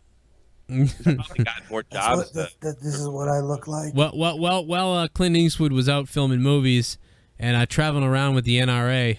He was really worried about unemployment. Just so you know. Well, who was going to get him his fucking Starbucks? Hey, it's the Hollywood Sean's view right here. What? All I see is a guy that disagrees with you. I fail to see how out there he is. Sort of like the mythical Tim Thomas manifesto that doesn't exist. It appears to me that everybody's crazy that simply disagrees with the way things go in Massachusetts. I like Tim Thomas. I know you like Tim Thomas, but Isn't that how all crazy things are viewed because somebody else differs from their Everybody opinion? No, it's not. He's not crazy. He's not crazy. He's not. Clint Eastwood is not crazy. He's fucking smart. Are you kidding me? Talking about crying for the unemployment rate while he's out fucking talking about guns and fucking filming movies? About Obama. He's crazy like a fox. No, well, first of all, you guys are Obama's nuts. the same thing as Clint Eastwood here. Hope, change, yes we can. That's what you see. You missed the whole point of the speech. He was goofing on Obama for talking like that, and literally nothing happened. That was the idea behind the speech. Right. You missed the point. No, I got that point. But he mentioned how he was crying and how he was upset about the unemployment rate. Yeah, he was crying. In other words, he wasn't literally crying. He was like, "Oh my God, it's so terrible." What He do was we?" talking about how everyone else was literally crying, and then he said he was crying. I think he was saying he was literally. Yeah, he was saying he was literally crying. And even if he wasn't saying he really was crying, he was saying he was upset by the situation. Yeah. But what I'm saying is I don't think he was upset at all. I think he was running around talking about how they can get some more guns, and I'm going to film a movie. I think you're confusing him with that actor that died. What the fuck? No, I'm not confusing him with that actor, and I'm not confusing him with the head of the NRA either. I think you're confusing him with Charles. No, not Charlton Heston. Although they are comparable, he should fucking play him if he hasn't. By the way. Dave. Yes, sir. I should warn you, Black Mamba's out for blood. Why does this guy fucking have a Can hard we get on Black for me? Mamba on here? We got to get him on here. I want to see what his problem with you is. I gotta clear this shit up because Black Mama sent me this thing privately. Well, now that you said you like Jimmy Fallon, I have a feeling that Black Mamba really hates you. Because I don't give a fuck. What is this guy's problem? Does he want to fuck me? he thinks He thinks you're replacing Jesse. Exactly, and he's not even I can convince him that that's not the case. Well, no one's replacing. Jesse's not here of his own accord. It has nothing to do. No with one's me. replacing anybody. There's just Jesus Christ. Yeah, It doesn't work that way. Chris Tosevich is dead. Jesse just doesn't show up because he's got his own things to deal with. No one's replacing anybody. No one's replacing. If I had it my way, everyone would be here. Where's Troy? I told him to come on tonight too. Yeah. Yeah, where's the Don? I'm getting unfair Don fucking called. hatred. I know. Maybe this guy just wants to get all lubed up and fucking oiled up. We'll have a big giant fuck party. You know what the fuck? I would like to hear this. I would like Black Mama to call. Yeah, call in, Black Mama, because first of all, I gotta be honest with you. Like, he's trying to. It's so obvious. He lives down the fucking street from me. I was in the army with him. I think I'm the least hateable person on this show. Here's whose fault. That's what's funny about it. That is what's funny about it. Although now I'm the least hateable person here. I kind of hate you though a little bit now. He's got a point. I'm more despicable than Dave is. Yeah. So despicable. Your fucking timing sucks. That's the problem with you. Otherwise, you're a great guy. I can't argue with that. But it's legendary though. I'll tell you that. Legendary bad time. Yeah, it's legendary to the point where I've got my own sound effects. Do you? Yeah. Don't you remember that night you ripped on me? It's called, incredibly. the sound effect is dead air. Is what it was. Sound effect is crickets. You're a good guy. I was crying. We're back to Clint. I love the callers in the show. I love. this is great. I made a very impassionate speech. Did you see it, Cronin? Where? You didn't see? Oh, come on! You had to have seen it. I'm surprised you didn't see that. I made a very. Tommy spoke I for wanna 30 talk minutes about so this. eloquently. Oh no, about I heard you. I heard that video. I listened to that at lunch today actually. Yeah, that was probably one of my better videos as far as Beautifully done. No shtick, just talk. It was great. It was great. I really appreciate everyone, but I'm not going to get sad because it'll throw my game off. But it was amazing. Throw my game off. It was amazing how great everybody was, and I appreciate it. And Google can fuck themselves. And where's that little bastard? Who's that guy who really freaked out on? I'm gonna find him from that fucking video I made. Joe Cronin show.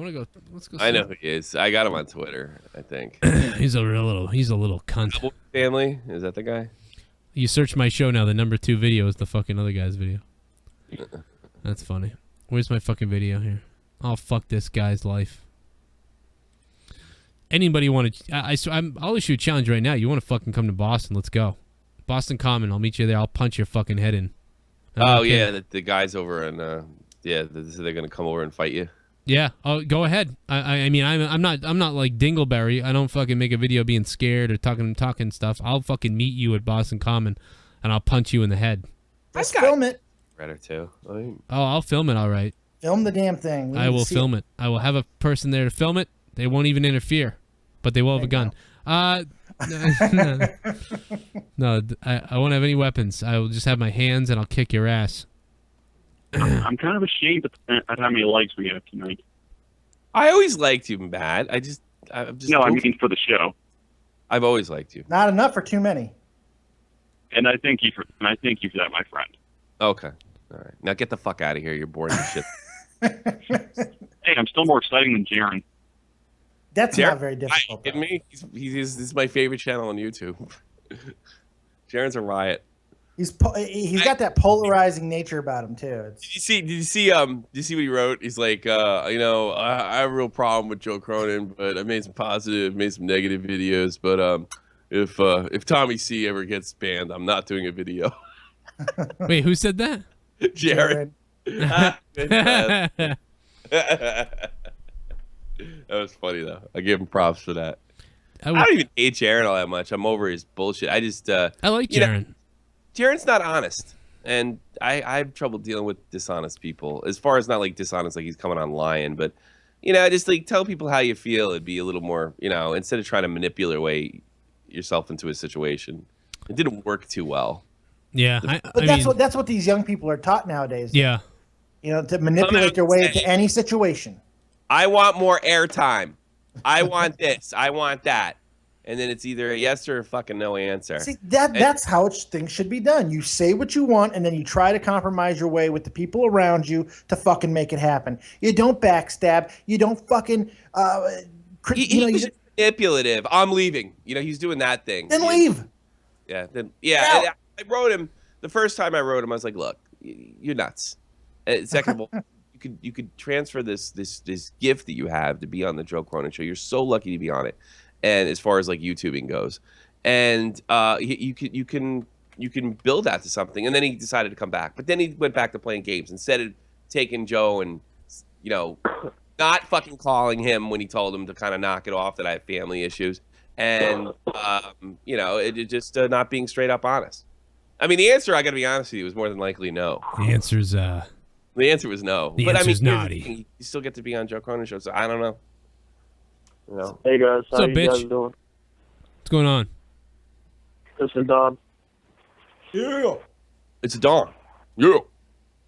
Say his name and he shall appear. Yeah. Oh God, I've been sick. Yeah, are you in a coma now? Do you have Ebola? No, I don't have a cold. Are you sure it's not Oh Ebola? God, get the fuck away from everyone. I don't even want to talk to you. I'm gonna hang up on you. No, I'm pretty sure it's not Ebola. He's sure. I'm pretty sure I live in Germany now. Said that nurse who's in a quarantine right now. Hey,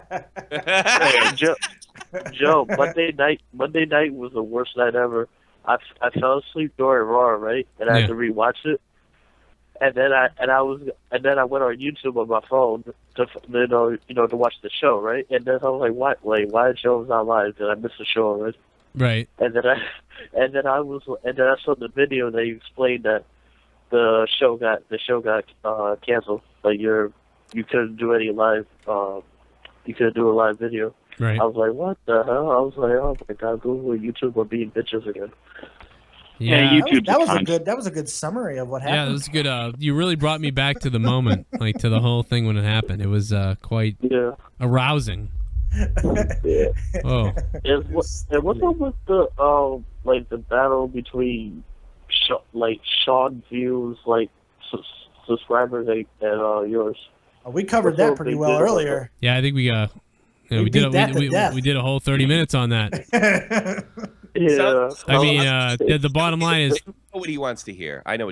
What happened was, pal, there's rumors and conjecture that maybe Sean maybe organized his fans to flag a certain video. We have no evidence of that whatsoever. There's no real reason to believe it because he probably would have. Nobody on the show is stating it. Let's be clear. Said it. So no one said. I find it hard to believe they get death threats every day. No, he's completely full of shit. No, he's just making that up. Look at the goddamn. He gets death threats the same way a fucking video on break.com or something gets death threats. Both conspiracies. It's idle fucking chatter on by trolls. Yeah. I mean, because if Joe he's acting like a dumbass. Yeah. Because if Joe He's not acting. He's not acting. If Joe gets death threats, Joe just goes Dean Ambrose on them. Right. I got a death threat over posting a video of Lee's damn panic using a token. It's like Joe 316. Oh, I'm Joe sorry. 316, he'll whoop your Wait, ass. where'd you get a death threat over, Tommy? I put last year Lee Stampanic. He used to play for Calgary. He's actually on the Rangers now. He lost a fight and lost his tooth, and at the end of the game, he had an own goal, went off the back of his skate into the empty net, and I thought it was the funniest thing I ever fucking saw. So people started writing me. It was actually over the summer because I might have posted it in the 2013 season. And he's like, how fucking dare you, put Lee in that light? I was like, I didn't put Lee in that light. It's the fucking film from the NHL. Where do you think I got it from? Yeah. And then I all of a sudden like he told me what a jerk off I was, and then I got a fucking email. It's like maybe you want to watch. Oh wait, like I got an email like that. Remember, it was my first SummerSlam video from the first when we blew up that night. That kid sent me that email. And when you send me an email, it tells me your IP address. Remember that? And I read that, and the kid freaked out and wrote me emails back. I was just kidding. Oh my God, I was just kidding. I'll never forget that. That kid was First all time freaked out. Cronin took it too far. And besides, even if he is getting death threats, like the chances of them actually happening are zero because half of these I wouldn't people say that. are like 15 or 14 years old. They're like little I wouldn't kids. say that. You know what? He's kind of an indictment of exactly what the fuck is wrong with the world. You get it, even if he gets a death threat. Let's say he got a death threat. This motherfucker brings this shit to him. He brings this hatred to him.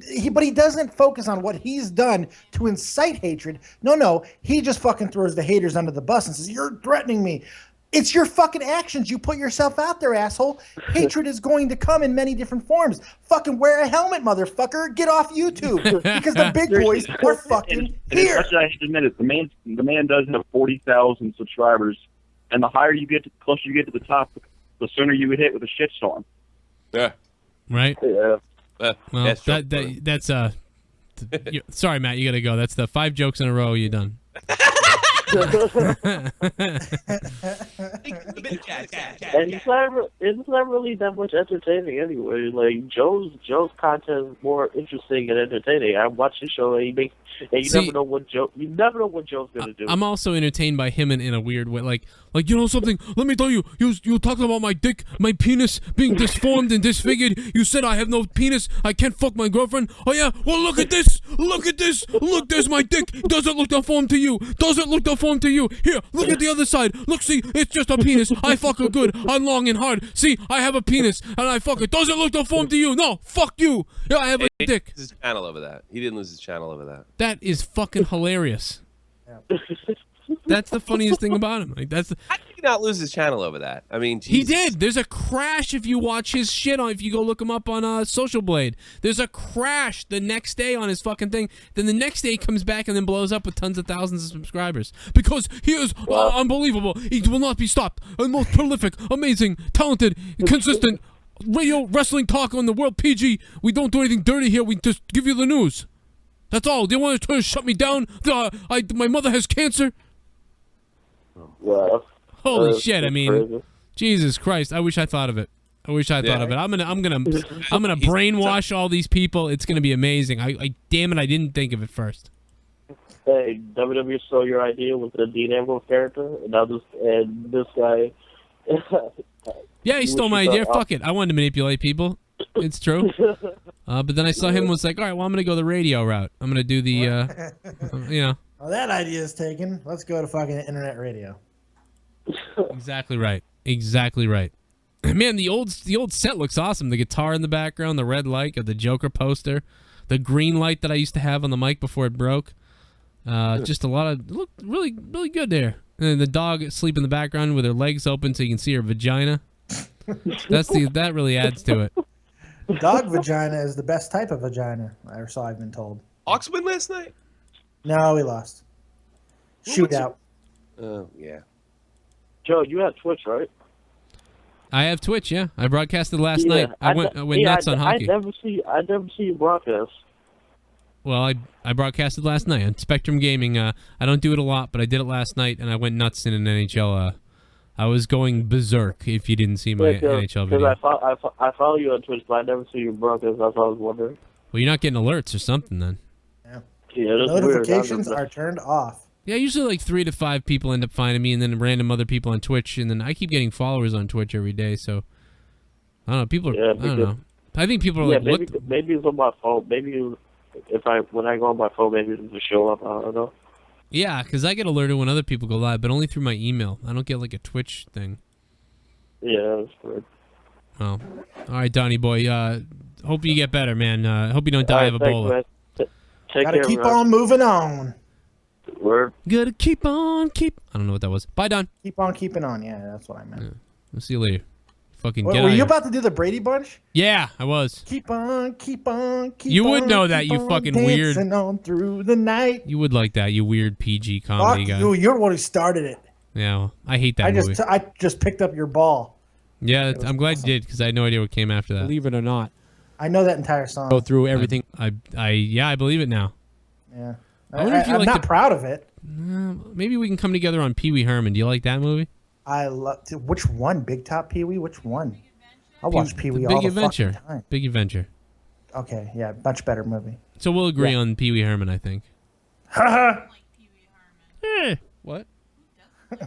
I just went to do it, and then I can't do it. Ever since I've had this throat problem, I haven't been able to do the voices that I used to be able to do.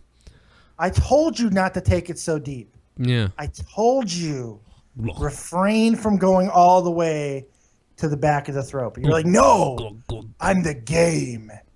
I'm the game. I'm In my taking it nose. all the way. The Triple H. I assume Tommy's gone for a coffee break. No, I'm here. No, he's here. Okay. He's typing too. Buddy, I got something to say to you, Jay, my buddy. Oh, here's the letter. You have tits. I have tits. We have hair. I bet if there were a reality show about all guys, I bet you would watch that, you homo. This is the letter I'm reading from that guy. And I hope, and this is, so you called me a homo, okay.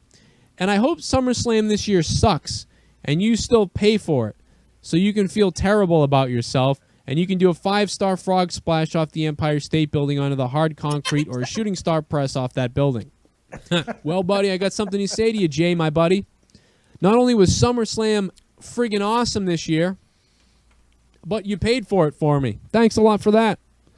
SummerSlam was awesome. So you'd rather watch Total Divas live than watch the actual wrestling product. So you must be someone who's like never had a girlfriend before, and you just like Total Divas because there's pretty girls on TV, and you got your hand in the pants the whole time you're watching the show, and that's all you know about because you're insecure. You called me a homo for watching guys wrestle still, and I don't know. You clearly something's going on with you.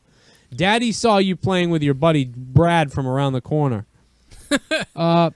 Also, What the fuck? your predictions suck donkey dick like you. Well, actually, if you go back and look at all my predictions on my YouTube, I've been about 95 to 100%, somewhere in there right. Probably 96, 98% right with every single prediction that I've given. Actually, tonight was my worst on a roll predictions pay-per-view of the year. This was my worst job tonight. Maybe that was because you cursed me or something. Also, you need to lose about 200 pounds, you lazy-ass pig. I was wicked. I was skinnier than Well, too. I'm 180 pounds, so if I lost about 200 pounds, I would weigh negative 20 pounds. You little piece of shit douchebag. I weigh 88 pounds. I'm 5'10". And by the way, I don't have to fucking 88 pay pounds. for SummerSlam either. And no, I don't watch stupid reality shows with women who can't wrestle in everyday life. My predictions have been everyday spot life. on for Everyday the life past you wrestle. year. You know, Yeah, so woman nice was try. cool. So now go get your dad. What I want you to do, Jay, is go get your dad, have him rape you again, okay? And when your spirit is broken, The best thing is when I find out later that he's like 11 and he's scared because I said I had his IP address. You always Come on the assume you're talking show. to adults. I know, right? Joe Cronin is the I can- monster under your bed. tear what life you have left into a million shreds of hopeless waste, because that is exactly what you are, you dumb little son of a bitch. You're a hopeless waste. And by the way, I don't think you understand that I have your IP address. So when you're sleeping in your bed all alone with nothing, nobody near you except the little pink teddy bear that you sleep with, that you hold so dear next to you, that you cuddle up against, and you call him Little Teddy, because that's your favorite stuffed animal, Little Teddy. He keeps you safe. You can go on YouTube, you can go on email, and you can just write whatever you want about anybody everywhere, and at night you start to kind of worry that maybe it's all going to come back to you. So you cling to Little Teddy, that little pink bear that you have. Well, you better cling to him extra tight for the next week. My mic was terrible. But even though you're going to be clinging to that bear a little bit tighter now, it's still not going to save you, because I'm going to come in through your window and your scream will be inside your head. You'll be so terrified You scream? that you won't be able to scream out loud. It will all happen inside your head mentally. And as you let that mental scream go, I will reach for Teddy and grab that little son of a bitch teddy bear by its throat. And then I will immediately throw your pants to the floor and jam Teddy up your sphincter so damn far that you will never, ever be able to take a dump again, Jay. What do you think about that, you little Look at the dog in the background spread her legs right as I said that. son of a bitch? I've got over 600 subscribers on YouTube. And not just say that. You did not just say that. You know who I am. So terrified. Oh, I've got over Chris. I've got over. The next thing you know, like Twitter, there was like hashtag fact. Like people were creating like, paint things of hashtag fact and stuff. It was like stone cold. After the 316, the next night on Raw, there was signs. That's exactly what it was like. A year later, and a fat guy is writing it on a fucking little piece of cardboard and putting it on Morning Ice in the crease with Tommy C. So, it's a good thing. Right. It's fucking awesome. It's taken off, and I didn't expect it. It's so funny how you game plan to do things for a long time, and nothing ever works, and then you sit back, I'm just going to talk about wrestling, and then it blows up. It's weird. Yep. Yeah. The best rule in life is just to do what you like to do. And then you know what? Sometimes if you're good at it, it'll catch on. Do what you like to do and put the work in. And it's weird. I always hated when people say, put the work in. I always hated that. But it's fucking true. Yeah. And if you may fail at it, but you'll get further than you ever would have gotten if you just sat there. Yeah, don't be afraid of failure. Failure is a fucking motivating tool. There's nothing wrong with failing. Everybody does it. Right, I'm fearless, and I will fail up and down. And I kind of failed in this, in this video a little bit here. I said some weird, bizarre shit right before this. Telling the person I had his IP address was great, though. I enjoy that. That was great. Dump again, Judge. Just thinking about this little 10-year-old. It might be a 10-year-old, I think. I've got over 6 months. I guess that was pre SummerSlam, I guess, right? This was SummerSlam. This was the night. Oh, so you. Oh God. Maybe that was the reason. That was the turning point. I got 500 subs this night. I've got you so know many. Who I am. I hadn't gotten them yet. People were just like, "Who is this guy?" There was because when I went live a couple times before this, and we had in Google Hangouts, and we had about 20 to 40. No, not even that. We had 5 to 15 people join us, and when I went live for this, we had 150 or something, and I was 300 and stuff at one point, I think. Just thrilled about it. And I was just like, what's going on? I just did what I normally do. I just did my show the way I did it, and I kept looking at the numbers like, this is unreal. And Chris wasn't there for this for an hour, and I think an hour and 50 minutes there was no Chris. I was doing the show by myself. Nobody was here. I was taking calls. I was up that night. I remember, and it was just like the phone just started ringing off the goddamn hook. It was insane. I just took calls like I was a late night DJ guy by myself, fucking talking about stuff and taking calls. That's what it looked. That's what it became. That's what it was. I wish I would have been there for that moment, just to feel what that must have felt like when you're in that moment and something's happening. Like this is something. Yeah, Tommy knew it. It was cool to hear Tommy's take on it. Yeah, we had I just didn't fall asleep that night for some reason, and I had to be at work the next day, but it was weird. We had done 2-3 episodes of Monetize This in Google Hangouts, and some of them it's some parts are really funny and really good, and we're kind of jazzed over that. But the hockey season was on its way, and I started preparing, and then we had talked about what we wanted, callers, all this other stuff, because Joe was getting a handful of callers. Actually, Joe was probably about as big as I was now. He's getting a handful of callers here and there. And then I remember I turned it on, and he didn't turn the sounds off on Skype, and it was constant. People just wanted to talk about wrestling, and I remember thinking to myself, we did it. This I knew it was a breaking moment. I don't know what it is yet, but it's something. Yeah, something I knew is growing right now. YouTube would never be the same for any of us. I knew that, and it's too bad I live in the wrong fucking time zone. Right. And then a year later, I just got to kind of walk into it and be like, "Hey, I'm here. Hate me." Yeah. Yeah. Look at the dog rolling on the floor laughing. I know that my dog was ridiculous. The dog was rolling back and forth ooh, every time I made a loud noise. I love that. I just can't thank the people enough, who showed up, and I'm just very thankful for the whole thing. And I had a blast. And everybody who writes stuff on Twitter, anybody who backs me up, anybody who supports the show, clicks the like button, likes Tommy. Likes me, Chris, Tosevich, he's dead now, but ever since he died, it feels like there's a wound in my chest. But it was great when he came on, because he really kicked me in the butt. Chris Tosevich did, because I was doing it, but I kind of had this little bit of a depressive side to it. This is never gonna But then when I had him to bounce off of, when we did our first video, which was about the Wyatts, I felt great because I felt I was really having a conversation with him, and we were really getting into wrestling talk, and it became what I really wanted it to be. Yeah, and then he was great on the Raw reviews going forward, and then it was just cool. And then Tommy jumped in finally, and then it was like cool because I watched Tommy.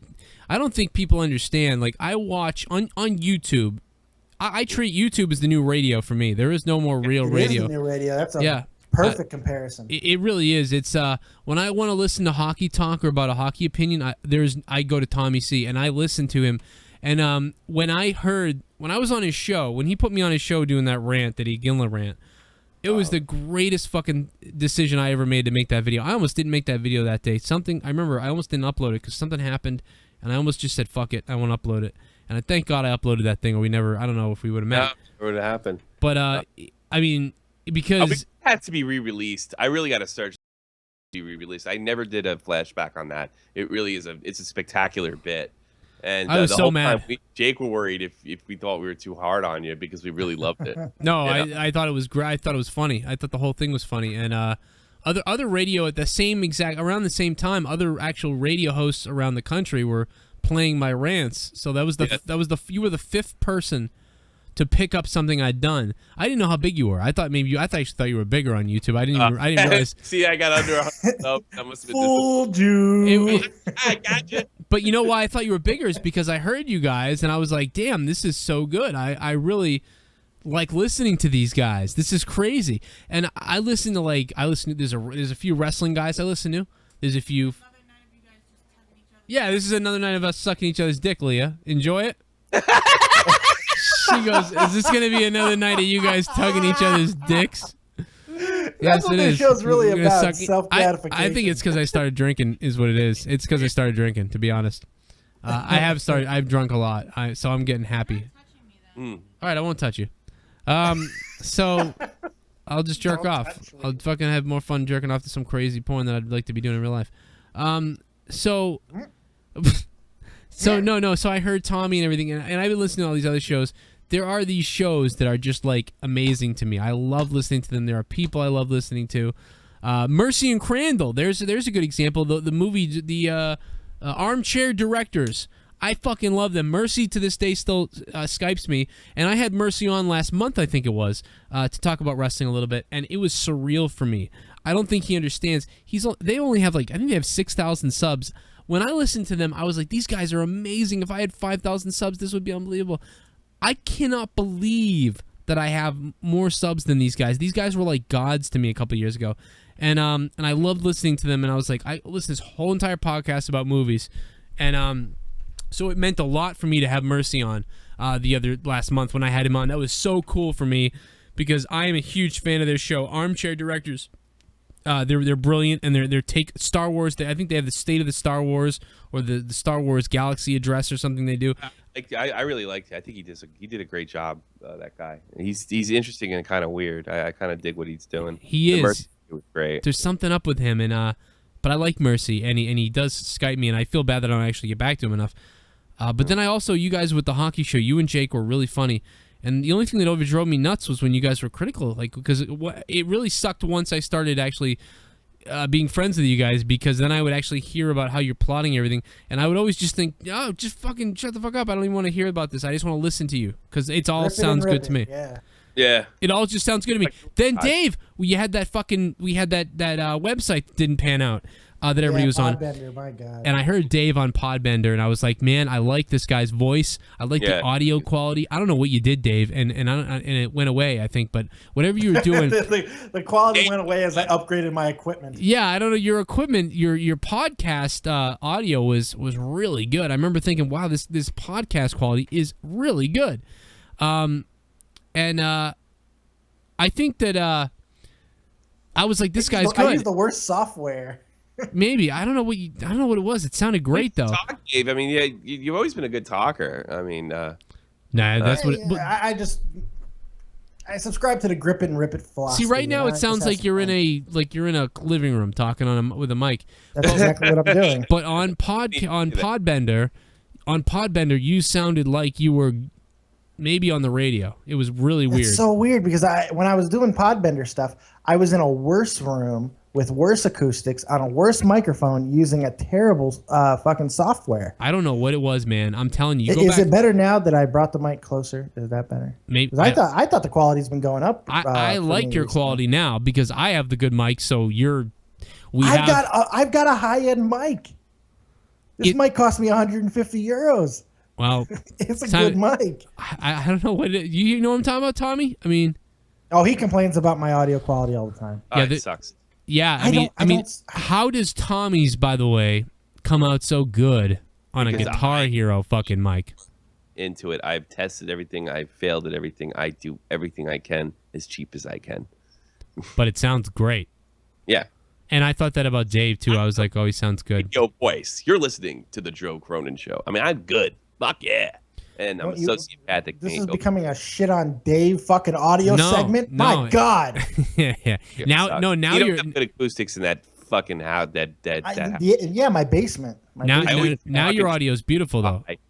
Makes me insane. I think my audio is nice now. I don't know. No, I don't think it's as good as it was on Podbender. But what the thing is, I think you're great sounding now though because you're like the guy on the couch being the commentator. Because I'm literally a fucking guy on the couch. I'm on a goddamn reclining sectional. Exactly. I'm on a couch right now. There's no fucking shtick. It's a real thing. Exactly. That's well, there you go. But that's what I like about it. My first show was View from the Couch.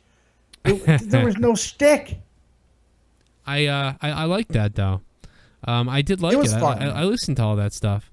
I'm a weird person. I like the idea of some guy sitting down and doing a show by himself for 40 minutes. I listen to that fucking stuff. And that's what I was doing. I know. I listen I was just to like, it. Okay, I'm just gonna talk, and whoever likes it likes it. And I listen to it. I just happen to be in the position of taking on a genre that allows for look at Dingleview. I mean, think about it. You talk about, I'm not that good, or you look at how good Joe is. No, it's the genre I've picked up on, and then you throw my wackiness into the seriousness, and you hook people on stuff. It's just my genre. I'm lucky. You know how hard it would be to do a hockey show. In fact, you know what? When I met Tommy because I made that video about hockey, and at the time, guys, I was making hockey videos. I was doing reviews and videos, and Captain Big Ones was making fun of the Montreal Canadiens. Everything, it was all hate. I mean, you go back and look at my hockey views on Joe Cronin Show, my hockey videos, the first, I think I had 25 hockey videos while I was doing wrestling and doing other random videos. I have so much hate on those hockey videos. It's amazing. Nobody liked it. Nobody liked me. They were like, shut the fuck up. Well, you're also laughing at Lucic clobbering. Well, but I'm not talking about that one. I'm talking about like legit. I gotta be honest. That it was funny because that was actually what that video is. That video, my goal with that video was to be a douchebag and to actually piss people off. So I mean, there you go. That's what I got. Mission accomplished. Exactly. And so people had here I am laughing at Lucic running over Miller. I mean, the reality was, goddamn, he was lucky he didn't get fucking thrown in the penalty box for 5 minutes. Was the reality of it. The idea is to enrage. I mean, it was so over the top. I mean, here's the versus the Senators, and and I was doing a video on the Bruins versus Senators. You look at this video and it's got fucking, this one isn't too bad. I guess it's got 5 likes, 2 dislikes. Some guy said I should kill myself, and that was it. Nobody 4,387 views. Yeah, that's not a death threat, by the way. Kill yourself. There's nothing. Look, it's random internet fucking talk. You're always gonna get a kill yourself, just like you're always gonna get a first. I should have made a video for that.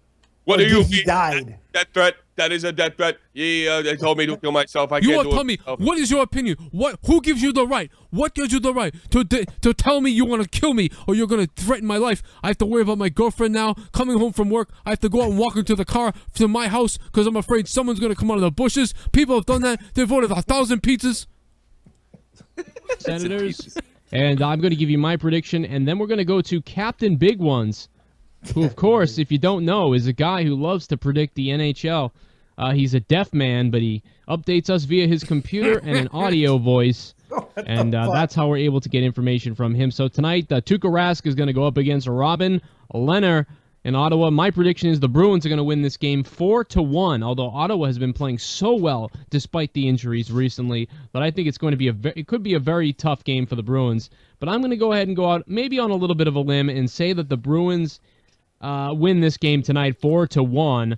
But now let's go and see if we can get a hold of Captain Howdy. I'm sorry, Captain. I keep saying that because that's... You even watched The Exorcist? Captain Howdy was a murderer in the movie Strangeland that Dee Schneider was in. Yes, he was. But you know where that originally came from, The Exorcist. That was the name of the spirit that that's right. Linda Blair was talking to. That's right. I didn't even think about that. That's amazing. You're blowing my mind. Props to you for bringing up Dee Snider's Strangeland. What a fucking awesome flick that is. How about that? I love that flick. Boom! The beginning of that movie with that fucking the fucking music at the beginning of that. And he didn't even have to use "We're not gonna take." Yeah, he did his own shit. Oh man, I loved that. That was a little culty type of thing for me. That movie. Stupid Strangeland movie. Captain Big Ones. Captain Big Ones, are you the Bruins being the Ottawa I didn't love it. Shell and the game tonight between the Bruins and Senators? Joe, I am going to have to pick the Bruins to win tonight. I think they will win in a shootout 3-2. By the way, they won in a shootout 3-2. Get the fuck out of here. Go look it up. I am not kidding. That's so funny. This video was released before the game. Go look it up. 3-2. Well, that's what happens when you get Stephen Hawking to goddamn fucking predict your hockey shit. The next game he was on too. He predicted the next one, and then after that, I think it went downhill. But he did 2 in a row, and I was just laughing my ass off because I was actually giving my real prediction for myself, and then I was like, Captain Big Ones is gonna say whatever, and I threw down like whatever, and he was on twice. I would also like to add a few important things before I go. The Montreal Canadiens still suck at donkey's cock. Toronto will not make the playoffs. I also think Ryan Getzlaf getting 8 years, or whatever crazy number he got signed for, will never be worth it, and I honestly can't believe it happened. Matt Cook should be in jail. O.J. Simpson should be in jail.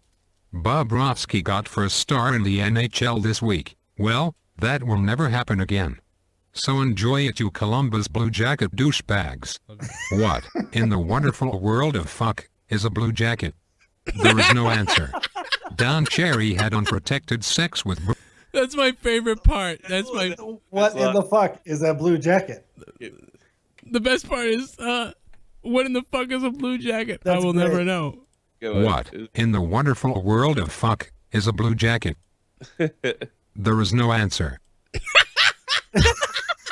Don Cherry had unprotected... There is no answer. Columbus Blue Jacket douchebags. What, in the wonderful world of fuck, is a blue jacket? There is no answer. Don Cherry had unprotected sex with Brian Burke. In return for the sex, Brian Burke had to hand knit Cherry a pink handkerchief. Then marinated in a glass of his semen for 2 weeks. Cherry now carries this handkerchief in his ass pocket during hockey night in Canada, unless it's a full moon, in which case, he leaves it at home. What? I wish you'd write these for me. I play it every week. I really do. I need to put some work in and give you one of these. Yeah, like we could do a segment, like we could do it top of the show. It'd be a good way to advertise yours. With what you're doing on your show right now, because listen, you and Jay could carry a whole fucking podcast by yourself anyway, but it's become more dynamic than that now, and and then if you were to add this segment, and then even if you ever were to get, hopefully someday, at some point, and I think you should go looking for someone like this, by the way, whether it's a small time guy or a big time guy, it doesn't matter. Make a difference where it is. These guys will come on the show. Get a hockey writer. Get a fucking hockey writer. Tommy's had a bad track record with hockey. But no, get a hockey writer. Jake is working on something. Don't say the name, Dave. I'm not. Jake, to interview a Hall of Famer that has passed away, daughter. You're gonna interview it. Oh, okay. I'll do that in a minute, but wait. I knew you were gonna go to a seance, Joe. I knew you were gonna take it. I was like, you're gonna interview a dead guy.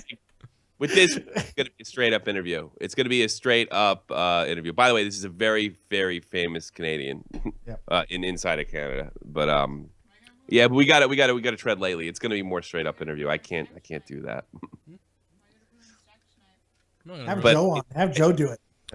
Yeah, I'll do it. I'll interview her. I'll be like, hey, so when did he die? I know about your dad and everything, but what's your pussy look like?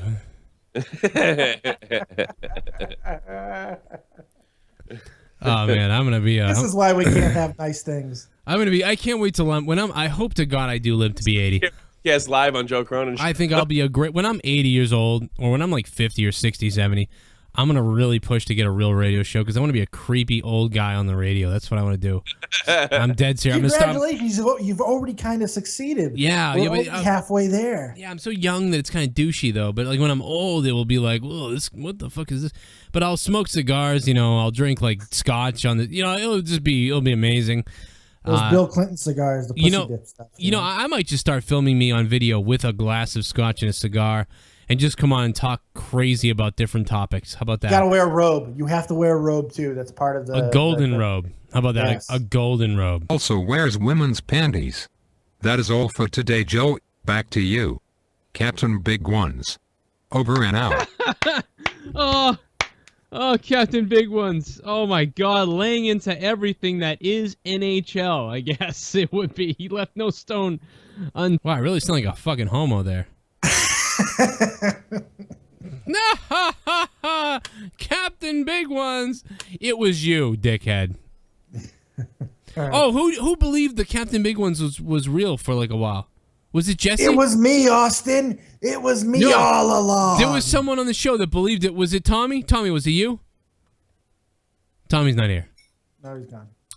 Let's just say it was Tommy for the sake of comedy. Yeah, you're right. He's an idiot. Tommy believed that it was you all along. Either Tommy or Jesse believe. Oh, I think it was Jesse, because he was like, you know what you got to do is get this guy to come on again, and would he come on more? Like, Can you book this guy? He was like, is he available? Would he be able to come on like every night and everything? Oh my God. I'm like, dude, are you fucking? I'm like, well, he's on every night, isn't he?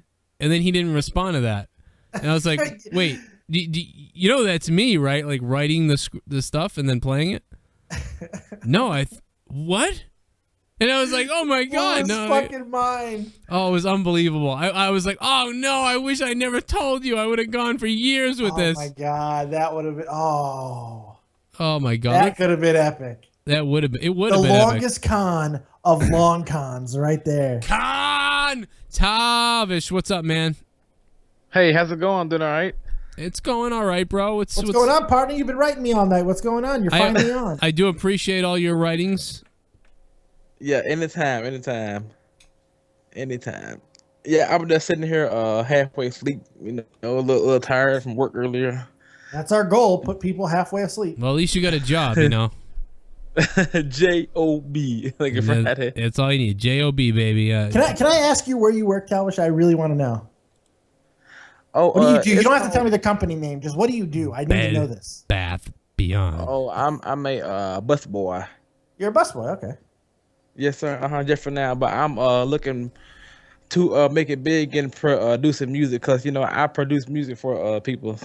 That's cool. Yeah. Yes, sir. The creators are the next lords of the world, man. You sound to me, just listening to you and hearing you and talk and everything. You really sound like a nice guy. I gotta say, passionate and nice. I'm dead serious. Like you sound like a real nice guy, the only thing that I'd be worried about is that you could be manipulated easily by like a guy like Sean's View. Yeah. Oh yes. Cause I know that's what JD told me too. JD told me the same thing. You gotta watch out. Don't go too far down the rabbit hole, brother. Yeah, but no. But I like you because I think you like everybody. Edition, Yeah, of the most prolific, amazing. He lives about 30. He's about 30 minutes away from me. You know what I mean? He's about 30 minutes from me. Fall River. How'd you know that? Did I mention that? Oh shit! Yeah, I told everybody. He knows it all. He's your encyclopedia. Oh man, I told everybody where he lives. Fuck. But no, I live. We're not that far away from each other. And you should start going to grocery stores that he shops. I wish I could get Sean on. It's too bad. See, I knew he wouldn't. He didn't respond to me. He didn't even commentate back on the things that I wrote. Because no, he did. He did. He made another video.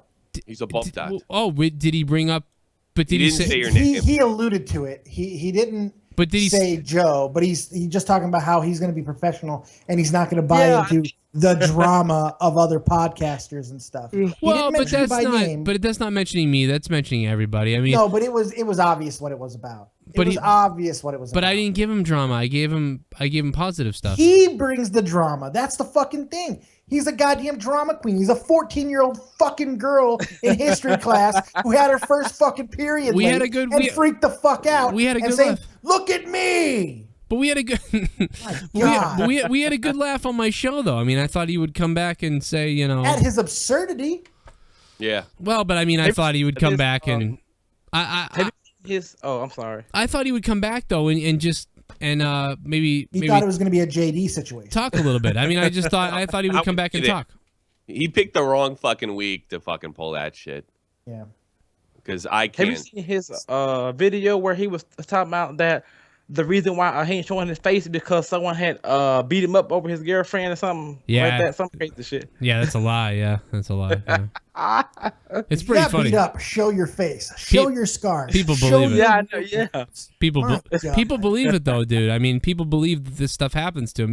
He's just playing a role. He's joking around with everybody, and but people believe him. You know.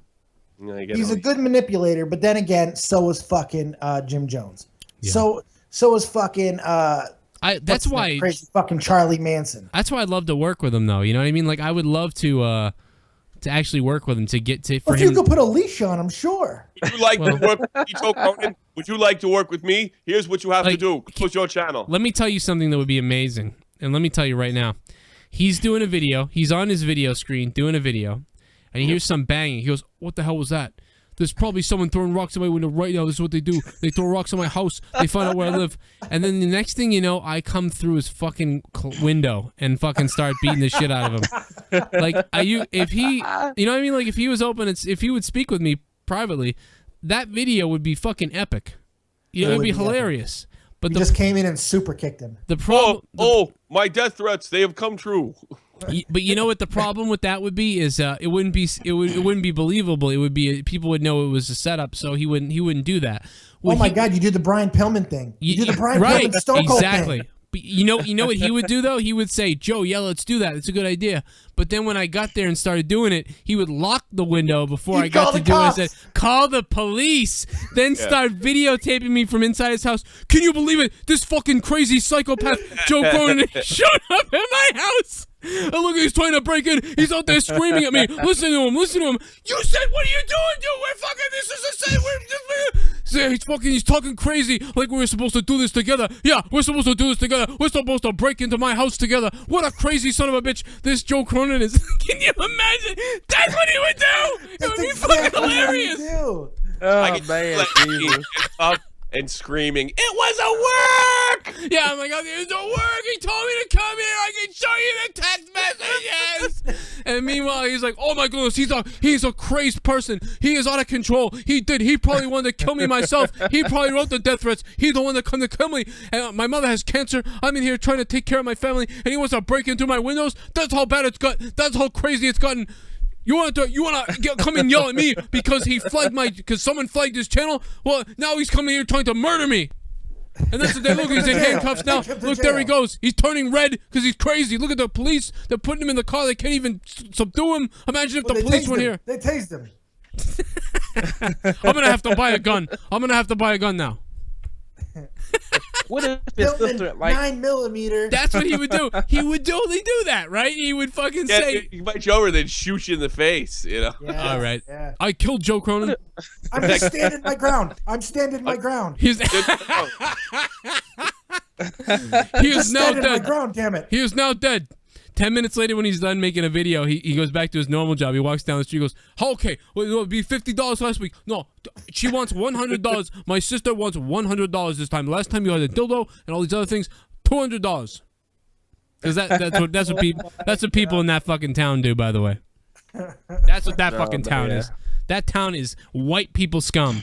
If you were to be like, with the same fervor that he does the show too. This place is white people scum. Okay, this is the scariest. If you wanted to say where are the scariest white people, I would send you to his town. I'm fucking dead serious. That's a statement. I like that one. And I live near Southie, dude. I live near. So I wouldn't send you to Southie. I would send you over to that fucking place. You know what I mean? Because it's confusing. Because some white guy comes up out of nowhere and it's like, "Hey, do you need your tire pressure checked? I do it for free, and I wash your windows." Oh, you do? Okay. Next thing you know, your wallet's missing and your hubcaps are gone. That's what that fucking town is. Hey, Talbot, sir, are you getting into hockey at all? Or are you giving it a shot? Oh, I've been so, back and forth, But you like hockey. You know hockey is a sport played on ice? You know, Talvish kind of sounds like the character that I did, the Dunkin' Donuts guy, Every 5 seconds there, Dunkin' Donuts is putting themselves out of business. Time to make the donuts. I tried to work at Dunkin' Donuts, and then the next thing you know, they open up a Dunkin' Donuts across the street. And then everybody, it's easier to take a right, so they go to that Dunkin' Donuts, and we're sitting over here with no customers, and then they talk about how they're going to shut it down. What the fuck is that? I've been here 7 years. Dunkin' Donuts is putting themselves out of business. You sound like, what's her name? Dusty Rose, the American Dream, baby. Yeah, it's a little Dusty Rose. Just like Dusty Rose. Well, dude, you got that South accent, and I get the, I definitely got the fucking, I got the Southie accent a little bit.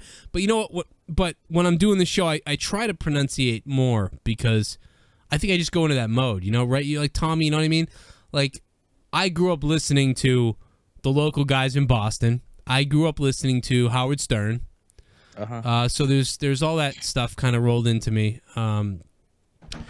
Here's one thing I want to know: if we all grow up listening to things and we start kind of acting like it, how come when I listen to a lot of Richard Pryor, how come I don't talk a little black? How come?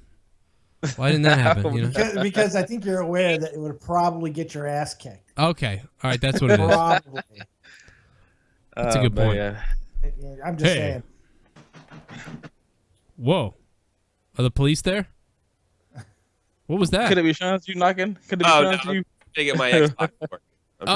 Gee, it sounded like the. I thought we were doing a bit. The FBI was there. I sounded like the FBI was there. Pick it up. I got to get my Xbox to work.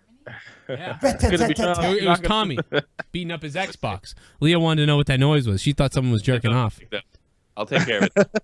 I know there are many different noises when jerking off is happening. I love you, Talvish. You're a man. Hello. Is it me you're looking for? Please go away. Could it be Sean you knocking at the door? Could it be Sean? It's him, man. I do. You believe this guy? He's here. I thought that was great when he called that night, though. That was so funny. Boy, that had me shocked when he called you that night. I was like, "What? Sean's calling Joe?" I was like, "What the hell?" I wish I would have been there for that. And then coincidentally, 2 weeks later, look what happened. I wonder why. Yeah, I wish I would have been there for that one, man. God. A little weird. A little weird that a few weeks later I got shut down on YouTube after he came by, huh? Again, we're not saying that he had he doomed you. That what he did. He doomed you. That what he did when he called. Because Joe, his followers are gonna fucking report back to him. Joe was saying that you got him shut down. Can you believe this shit? He said it again. No, nobody's fucking saying it. Yeah. We may be insinuating that it happened. But we're not saying it. He didn't think you were funny. He didn't believe you, Sean. I didn't believe him. You're absolutely correct. Yeah, I mean, I told him what I think. I mean, I'm dead honest. I'm a bizarre person. I can be pretty visceral and crazy in my videos, but I also believe people too. And listen, I give him the benefit of the doubt. I think he's just using it to be crazy. But at the same time, I don't think he really did. Put this stuff together. I think it landed on his plate and he used it. I think that's what and Andre Corbiel's channel when it got shut down. I mean, what was the story with that? He had a bunch of logos in TNA and wrestling. It was actually said on his channel when you went to it has been shut down due to copyright claims by TNA Wrestling. Oh yeah. It's bad when the bottom of the barrel is coming up after you. Yeah, the fucking bottom of the barrel actually. And it says it on his YouTube. You go to his YouTube and it tells you that. Holy TNA will shit. go after you. It's true. It's damn true. But what's funny is Dixie he's Carter. so right. Dixie came after him. Oh, What- she made a new announcement. Did you see this shit? I did see that, and holy Oh shit. yeah. It's Is about it- her new wrestling thing, ain't it? No, You know what? No. There's a lot of speculation that it's about a It's a big time wrestler. wrestler. Do you think people think it's about a wrestler? I remember what I said. If they get fucking someone like CM Punk, Stone Cold Steve Austin, It's not gonna be any of those guys. Look, she's done this shit before. Yeah. And it turned out to be like fucking. Oh my goodness, it's unbelievable. Scotty Too Hottie is here. It's Scott Taylor. Scott Taylor's here Scott live. Taylor. Can you believe? Barry Horowitz. He's here. He's TNA. He's going to do the worm.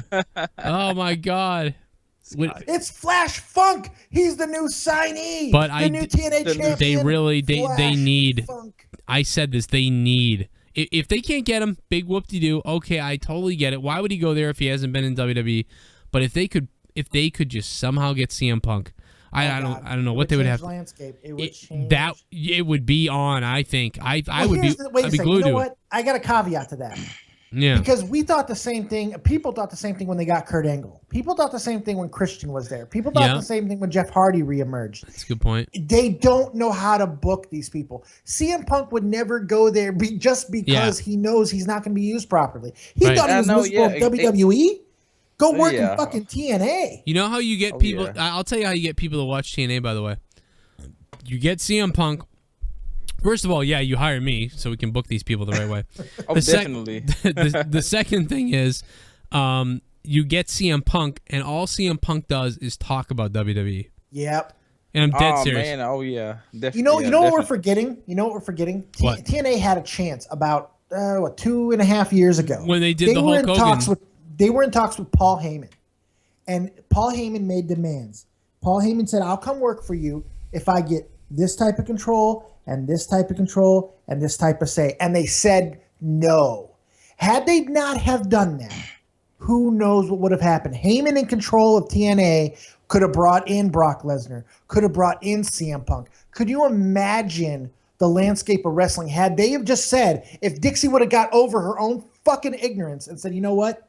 Paul Heyman's the guy to run TNA. But no, let's re-sign Hogan. Let's re-sign Bischoff. Let's bring Russo back for another fucking stint. WCW Part 2. My God. No, it's WCW worse. Oh my God. WCW executives are laughing at TNA right now. They're laughing because the mismanagement is so bad.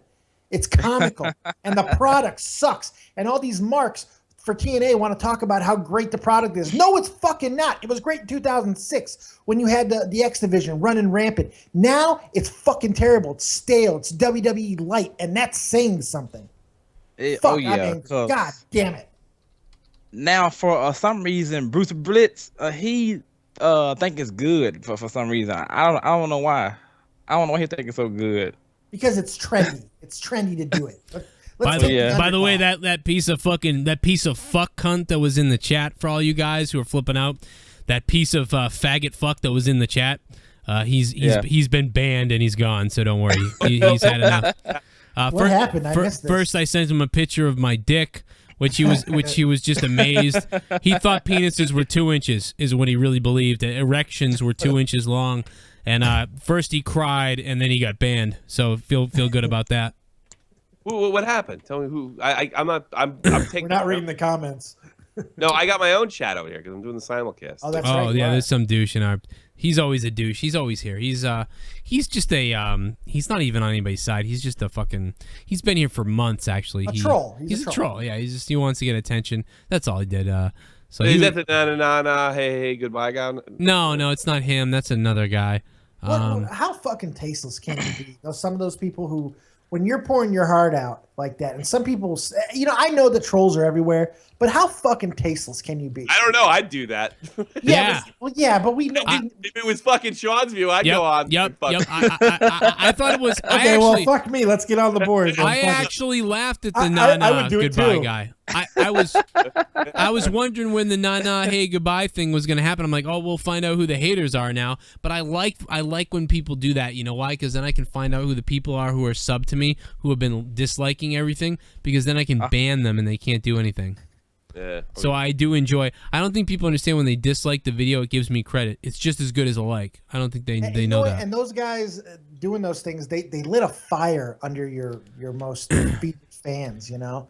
Oh, And yeah. the outrage was awesome, man. The messages I got from people, it was incredible. Yeah, It that's was why incredible. I knew. I was upset. If you listen to the show that Tommy and I did the day after that morning, Yeah, I did. it hear was that. it was so. My God, it was like somebody fucking shot Santa Claus in front of us when we were 9. It's horrible. That happened to a friend of mine. The ending to Bad Santa happened to a friend of yours. What the fuck? By the way, in Bad Santa, fuck the girl, fuck the Santa, fuck everybody in the comedy. That bunny was fucking hot. I wanted to fuck that bunny. I wanted to cut a hole between the bunny's legs and fuck. That cotton inside of a bunny rabbit is so fluffy. Your dick, you will come, but you have to wash it or it will turn brown the next week. I know this. You have a fake animal thing. I think I do. I mean, yeah, you ever do? since I was 11. I don't know what that would be called. I have no idea. Stuffed animal erotica syndrome? I have no fucking idea. I've heard some weird shit, but I kind of like that one. Weird. Yeah, that's weird. And we just Harry talked about Potter or Brenna having. We just were getting Brenna a bunny costume. Now Leah doesn't want to do it because of what I said. God. You know what? I just don't want to take a chance. Yeah, she's like, let's keep that away from. We don't know. It's the bunny, Michael. By the way, right now, if you haven't done so, click the like button and stick the thumb up my ass. And guys, don't worry, we can go live. We're gonna go live from Spectrum Gaming until WrestleMania. We'll have a lot of fun. It will be just like last year. You know, it'd be so funny. Yeah. We're never quitting. It's just the bottom line. It's just we do this. I mean, this is what happens. What we do. We're YouTubers, and it's never gonna quit. And you know, if the worst case scenario, things are gonna change. You know, I kind of like that you said. I would have liked you to like deal with YouTube a little more, and I don't know. Maybe you should talk to Dave Rose. He's got a lot of information. Got a lot of information. I don't know if we should end that battle with Google yet. I just something tells me like at least we should do because like this is what we did last year. So why don't we do something different? For no other reason. You know what I mean? Yeah. You know, like maybe we should do it that way. I mean, I don't know. Maybe you're right. But I mean, because we always got Spectrum Gaming's not going in there, and you said you're going to title the damn videos the same way. So I mean, what do we have to lose by calling? I mean, there's phone numbers out there. I mean, I could really try to get some answers. Let's try to find out why. At Dude, the very least, you're owed that. You're owed a why. I'll try. We'll try to get some more answers. They gave you was not a why. It was no, not. it wasn't. It wasn't a why at all. You've got 10,600 some odd subs or whatever it is. You deserve a fucking why for that. Come the fuck on. Yeah. Google, YouTube, get your heads out of your fucking asses and give this guy a simple why. I want to know how long Jerry H has been listening. He's been commenting a lot tonight, and he's also mentioned a lot of stuff on Twitter. I don't know if Jerry H is a new listener, a somewhat new listener, or an old school guy. I think he's a new listener, which is cool. That's perfect. We always get new guys. Is he a little shocked? I just want to say thanks to him because he did a lot of tweeting and stuff too, like kind of like Talvish here, and just say what's up to him. I give a shout out. But the one thing that's funny about our show is that a lot of times you get that core of people who show up all the time, but after about like 3-4 months they kind of start to disappear and then they come back here or there. But they're always listening. But they're always listening, but they're just busy, so they don't stick around in the chats anymore. So, but it's really, it's like life gets in the way. Or something. It's like they have these other things to do. But it's cool to see people go through these. I've seen the waves of different, followers and obsessed people for like a few months, and then they gotta go. But they're still around and they pop in. It's really cool. I don't think Talvish is going anywhere though. I think you're hardcore, bro. Oh, definitely hardcore. This whole thing's a humbling experience when you look at it. It's a really interesting thing to be a part of. I'm so grateful to be a part of this whole fucking thing that you and Tommy brought me in, and it's just it's amazing to be a part of. It's humbling. It really is. Take your dick out. Take your dick out. I'm telling you, it's out. My dick has been out for 2.5 hours. I have broken penis syndrome. For the cock. Face to face. Nothing face to face. Never face to face. Nothing face to face. I wonder what's going on Ustream. It's really a dick-sucking party. You're absolutely correct. Yeah. What I told Stephanie. I keep looking over at Leah, and she's just like going like shaking her head and like making this weird face. We had to do a show like this, Leah, because this thing that happened, and we're given. Well, actually, Joe got a history, or Dave got a history lesson today. So I mean, I did. I think it was the. We went back in time before I ever crashed into a wall, before my heart ever stopped. Yeah. It's like Hot Tub Time Machine, but it doesn't fucking suck. I actually like that movie. Oh, I knew you would too. I knew. I love that movie. Actually, it's so fucking Jesus weird. Christ, are you We kidding couldn't me? be any more opposite on comedy. It's really funny. On some comedy, but then you look at some of the things we Game. bonded over. Fucking Little Shop of Horrors. That's a Dave's good point. the Midwest, and he thinks everybody has to be nice. No, I don't think. No, that's bullshit. 'Cause Oh, my that's favorite right. comedian- You're my a favorite homo. comedian of You're all a time homo. That's what it is is. fucking is Carlin. So no, I don't believe that at all. Okay. I just feel that. So you there's- like Carlin though, because he's my Oh, favorite Carlin's comedian. he's my favorite comedian of all time. So that's He's the- bizarre. Where the fuck does this all come from? We both. No, look, my comedy. What I think, I hate the cheap stuff. I hate that lowest hanging fruit shit when it's done poorly. If it's done well, let's get the lowest hanging fruit. Let's knock it out of the fucking park. Can't fight. It's just I don't know. I was in the bathroom. Stern. I love Howard Stern. I like that. I like listening to Don Imus. I like some shock jockery, but I hate the cheap shock jock. I said. We do it well here. I like how it's done on original this channel. 96 calorie Pilsner, and that changed everything. This led to fewer guys, which led to more women attracted to those guys, which led to dates, second dates, wedding bells, and honeymoons, which led to hubba boom, which led to you. We invented light beer, and you're welcome. Yeah, nope, nothing. Now, word from our sponsor. Oh, is that what just happened? Yeah, I yeah. was like, why is he playing this video clip? What's up with that? I want to say what's up to everyone on Ustream, because the funniest thing is I went on Ustream. I haven't been on in a while, and there's all these people, and they're like, "Who the hell is this? And what is this show?"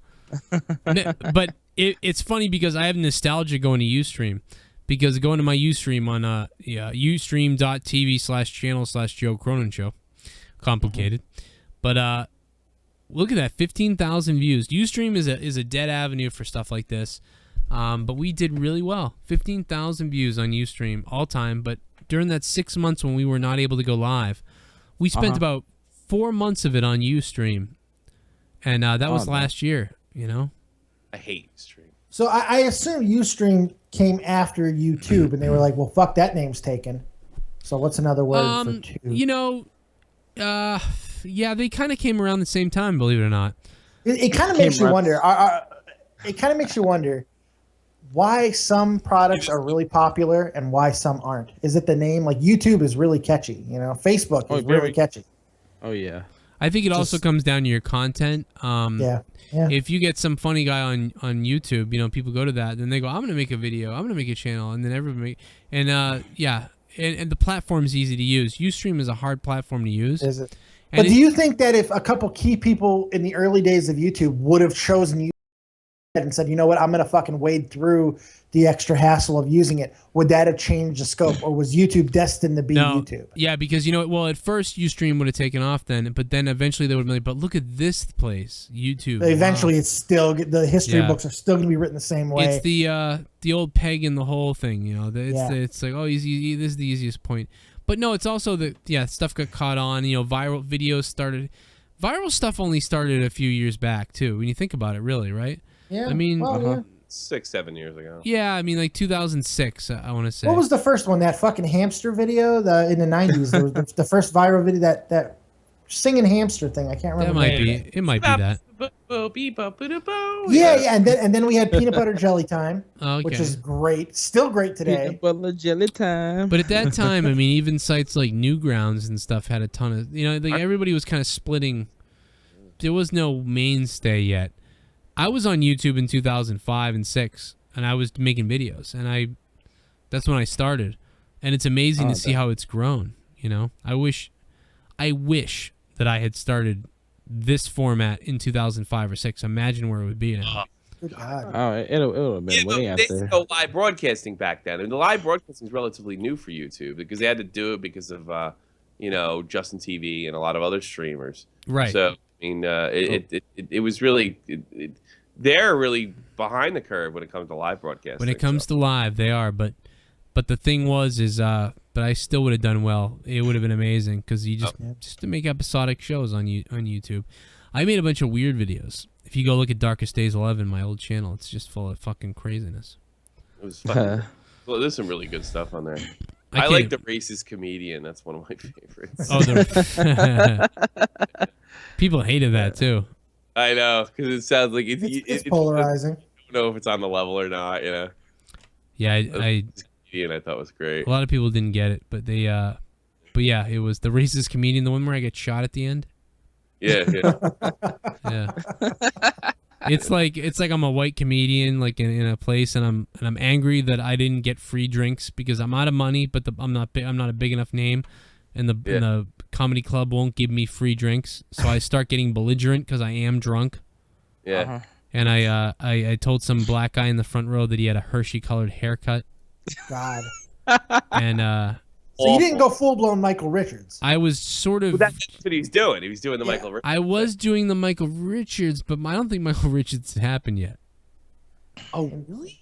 Go look at the year that came out. I don't know if Michael Richards happened in 2006, 2007, Okay. maybe 2005. Then you're right. Maybe I was channeling that because it was that exact time. It was 2006. Something around, somewhere around. It might have been 2005. I can't remember exactly when it was. I think one of the things is I was doing stand-up at the time, and I didn't get any of my stand-up on tape, and then I started thinking, wouldn't it be funny if I just made up stand-up here?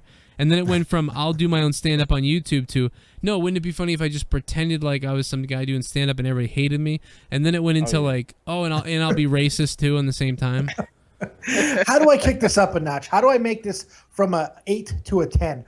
Not boom, racism. But then at the end I get shot, so like I thought it like kind of it makes it okay. Yeah, if everybody stayed to the end. I mean, it was like watching this guy you hate, even the guy acting, you just don't like me. But then at the end I get shot, so like the payoff happens. But one hand washes the other. It's right. It's like many of my jokes. It went too far. It probably should have been like 5 minutes long as opposed to whatever it was, 12 minutes. Yeah. I do that a lot. I go too far. No, I never heard that in my life. I am totally the guy in the room that makes a joke and then everybody laughs at it. Then everybody keeps telling jokes and everybody's laughing, and then I say the last joke, which is the one where everybody goes, "Oh." Really? Yeah, it's totally like you. Is that your friend? Yeah, we've all been there. Is that your friend? Like, is he going home soon? Like, what? You guys loved the first one. What are you talking about? You know. And then the woman shoved the dildo up her ass. Oh. And then I came. Fuck. Really? Really? But really, I love everybody. But the problem is, I think people get real convinced that I don't, and it's amazing. And I'm like, no, I really. Nuts. Everybody's looking for. They're looking for hate. Everybody's looking for some kind of like magic boogeyman. Like the people think I really don't even hate Clint Eastwood. Like I'm pretty sure people think I do. Well, now everything on social media, everything on these streaming sites, people want to turn them into a fucking like indoctrination of a new religion. You know, they want to follow somebody. They want to be fucking sheep. You know, just take the entertainment. Enjoy the fucking ride. But the thing is, that's why people like Sean's view thrive. Yeah, that's the thing is like I like everybody. I mean, for the unless you do something that warrants you being a shithead. If you wipe the slate clean and nobody had done anything yet. I mean, I tell you, I like black people, I like white people, I like Chinese people, I like everybody. I like gay people. I don't got a problem with anybody. Even if you don't believe in what I believe in, I respect that you have the right to believe whatever you want. The respect, I tell you, I get no and respect. I fucking respect people. And even if I hate it to the core, I hate something, and I know I hate it, and I don't want it to happen, I still wouldn't stop it from happening if I had the power, because that's not how you do it. So you could trust me with that power. To not do it. Yeah, it's funny because I found a petition to get Sean's view removed because he makes up. See, that's ridiculous. Yeah, I do. I was thinking the same thing. I hate that. That's exactly what those people think he does. Sort of petition. Fuck you. You don't listen to him. And exactly. Why make a cause against it? Just don't listen. Show me that ass. Just don't listen. Come over here. Don't listen. But it's like that with everything. Come here.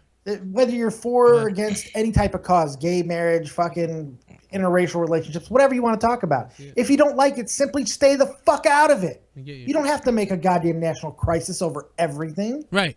Jesus. Yeah, it's all stay in your own fucking lane. It's a little term we had in the Army. I can't even go to a hockey when I have to like research a show or something like that. Like, and I'm inundated with racism and sexism, and it's like, all right, is there hockey here?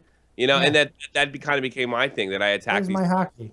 kind of do that stuff, I went to a hockey game and a fucking sexism seminar broke out. Yeah. You know, if I Google Joe Cronin Show NHL, like every video is me, Tommy, me, Tommy, me, Tommy, me, Tommy, me, Tommy. And how many times do you Google your own name a day? That's what I want to know. 17. At least. Milan Lucic. By the way, those referees did everything they could to make the Bruins lose tonight. Everything they could. Watch the Bruins Detroit game. And let me bring up one other point about the hockey game tonight. Daniel Paille gets boarded on a borderline boarding call. In my opinion, I wouldn't make the call. But here's the thing. He got borderline boarded. Then Daniel Paille turned around, two-handed shoved the guy in the shoulder, got called for a penalty. They always get the second guy. 2 seconds later, a guy comes out of nowhere, a third party, punches him in the head and shoves him. And Daniel Paille goes to the box. That's it. Just Daniel Paille. And to be fair, the Bruins don't need any help right now losing. They don't need any extra The referees wanted them to lose. I have not said this before, this year at least. The referees wanted them to lose. It was. I believe the Detroit Red Wings got 9 penalties, power plays, and I believe the Bruins got 2. And so later on in the game, it was funny because after all the bullshit, they called about 6 penalties on the Bruins after all this. And the penalties on the Bruins weren't the classic Bruins penalties that have been going on the last few years. They were diving. Three times the NBC crew brought up, you could probably call diving on Detroit for that. The radio guys on my way home brought it up as well. But those are the local guys. But my local radio guys are actually impartial. It's not like Jack Edwards. They're not homers. Yeah, it's not Jack Edwards. It's the radio guys. Oh, well, he was Jack Edwards. There was no Jack Edwards tonight, but I'm sure he would have been losing his mind. He would have said something like, "Oh yeah, folks, somewhere in the locker room there's some money that went back and forth, and we don't know how much it was," or something. You know, he wouldn't have said that, but he would want to say that, I think. Since we hit on sports a little bit for a second, I just something's blowing my mind, and I don't even know how many people are aware of this. Kansas City is in the fucking World Series in baseball right now. They just made it to the World Series. Yes. The Kansas City Royals. But you know something? Even if Baltimore had made it, those two teams, as soon as they faced each other, it was like, holy shit, Baltimore, Kansas City. These guys are finally there. After all the New York Yankees, after all the Boston Red Sox, after all that bullshit, the Kansas City Royals and the Baltimore Orioles. Let me tell you, this is so good for baseball. Kansas City being in there is so. It'll be even better if and San Francisco's one game away from closing out their series now too, as they won tonight. Kansas City, San Francisco is great for baseball. I am a little sick of San Francisco being there, but you know what I like about? I will be rooting for Kansas City all the way if it's them. But I'll tell you what, the best thing about their park is that water fountain. You just want to drink from it. Well, I'm with Kansas City no matter who they play because it's either 85 or 84, so it's not that. It's 20 fucking years ago. I mean, what do you smoke? Yeah, I mean that's a. But not only were they 30 there years ago. Not only that though, they've been garbage since then. Yeah, and not just garbage. The Cubs have been garbage. But fucking Kansas City has been a different level of hot garbage. They weren't even talked about. They weren't even there. Oh. Everybody. So you think of Kansas City, you think of the pine tar incident with the. Which was 35 years ago or whatever it was. I remember that happened, so don't fucking laugh at me. Well, here's the thing. Before I go about the Bruins too, by the way, the point with the Paille thing was, it was funny because later in the game, after they'd called about 7 penalties on the Bruins, and I mean, I thought Claude Julien was going to come on the ice at one point, and they cost us a goal. Yeah, I watched this game today. And let me tell you something. At the end of the game, the Bruins boarded the Detroit. Someone on Detroit. One hand, you're not doing anything as fast as you used to. Is that another ad? Yeah, it is. I gotta send that out. That was a creepy ad. But no, so at the end, the Bruins actually boarded. I was boiling by now. I was boiling about the penalties, losing my mind. I was ready to explode. And then when the Bruins boarded the Detroit Red Wings player, I mean, really boarded him. We're like, whoa! And the referee went to move his hand and then just kept looking like, Like he knew, like, I can't make this call. Like, we have fucked them up the ass all night. And the Bruins literally got away with a worse boarding call than Paille earlier. And I swear, because of it was like a makeup. Finally, the referee was They like, do that. Gary Frazier admitted that they do that. He's a retired NHL guy. I think he's a Hall of Fame referee. They admit they make makeup calls. But here's the funny thing. The funny thing about it, instant justice. there should have been 2 penalties in the entire game. Or here's the thing. Or there should have been a couple of more penalties, but there should have been matching, a dive and a penalty. So there should have been 2 real penalties, and then 2 penalties that also took another guy off with a dive. There shouldn't have been 7 on the Bruins and 2 on the Detroit. There should have been 1 on Detroit, 1 on the Bruins, and then the other 2 were washouts from the dive. But instead we got 7-2 or whatever it was. And so if they had just simply called boarding in the beginning, or not boarding, they could have called Paille for the retaliation. Then they could have called the other guy for coming by and punching Paille, which would have been okay. Take both guys off. That's a bad night. It was enraging. Thank God the Bruins won, because if they didn't, I'm telling you, I don't know what I'd be doing right now. I'd probably be swallowing pills. I'd be trying to kill Gary Bettman. Oh man, They were gonna win. There was no question. It was called by the great. the great one called it. Yeah, I forgot. What do you call yourself? Nostra fat ass? Nostra douchebag. Nostra douchehole? Yeah, there you go. Nostra fuckhead? I was man boobs Keep McGee. them coming. Keep them coming. I'm trying to think of all the insults I can possibly think of. Breakaway. I can't believe that guy called me fucking a piece of fat meat the other day. That was funny. Yeah, and I'm on this channel. Fuck, man. Well, it's all proportionate to your size. Like, I should be 185 pounds. I'm 203 pounds right now. I should You're be. not fat. But I am. I'm a little bit like, I'm supposed to be skinny, man. I'm supposed to be skinny. You're dirty. I should be 20 pounds lighter, or at least, all right, put it this way. I should be at least 15 pounds lighter. Okay. Do you know how fucking infuriating it is to a fat guy to hear a guy who's not really fat talk about how he's fat? That I'm fat. Well, you are kind of fat. You got a gut on you. But again, Tommy's like 6'2" or whatever. I'm 5. he's tall. I'm He's 5'9". You know, like for 5'9" and for my build, I should be. Well, you're Daniel Bryan size. Yeah, I'm Daniel exactly, and he weighs 205 pounds. Yeah, you weigh the same as Daniel Bryan, and you wouldn't call Daniel Bryan fat. That's a kind of a, all right. But I should be muscular. Maybe you're not fat, but maybe you're out of shape. All right, I'm out of shape. Yeah, that's what it is. You're not fat though. You're not in trouble. Your health is not at risk. Being fat, for me, there's an inherent health risk. The doctor did tell me the cholesterol's. Well, that's different. They really were like, your cholesterol's, you're a little high. That's eating habits. See, me, I'm a walking heart attack waiting to fucking happen. I could drop dead right fucking now. It would be great for ratings, but it could happen. It would be, if you were on video, it'd be great for ratings. It's not going to help me if you just. Well, no, don't worry. I'm sure my death will be dramatic. I got to take the train to Dave's house. Yeah. You got to help my wife lift me. Fuck. Can we help me get him off the couch? If you die, I want to broadcast from your funeral. Oh, if you didn't, I'd be disappointed. Open casket, you know. Fucking ain't right. Google glasses on your head. I don't know what. I'm not sure what Mel would think of that. But you know what? Melanie knows me. She would let it happen. She knows me. I hope to God people, you know what I mean? When I die, I really hope if I get in some horrific thing that gets caught on tape, I want it to be played everywhere. I want everyone to know. What's up, Talvish? Yeah, when do you think I'll die, Talvish? When do you think I'll pass away? And how? Kind of hard to say, kind of hard to say. It is kind of hard to say. That's why I'm asking you. What do you think? Do you think a Rottweiler will eat my dick? or probably slongs you probably. Yeah, breaking into Sean's View's house. There you go. Boom. Yeah, a cop will get away from the window. No, he's my friend. This was a work. It was me all along. It was me all along. One of the cops accidentally shoots me and goes crazy. And then he goes, "Oh no, I thought he was black." Oh,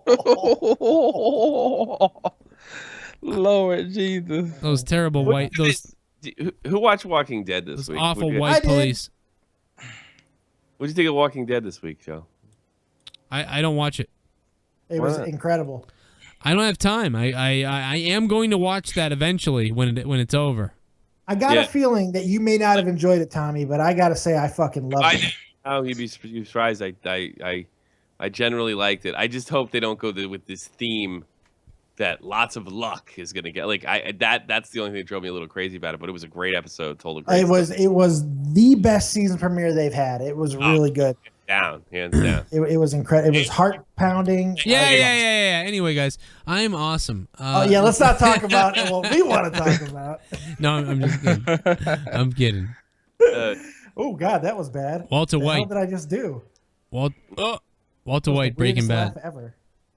I'm gonna sync that. Oh no, please don't. I made $60 at the flea market. Did you? Oh yeah, that's right. You said that. On everyone that bought something was a little kid. Well, yeah, I told you that might happen. Yeah. Because all the fucking fathers who are trying to find treasures, they're just tired of hearing at the end of the They day. all were. It was amazing. Every kid, Mom, there's the Pokemon. Okay, how much of those? I'll get to. Oh, you can get to them. Remember, you only got $5 left. Well, they're $3. And one person was like, well, I was like, well, I give you 2 for $6. Yeah. And then the mother had to cough up another $1. There you go. And it was so funny. And then one little girl came by. Actually, this guy was really cool. He was a little bit younger than me. He was kind of a wrestling fan back in the day. I don't think he really watches anymore, but he's still into it, like kind of.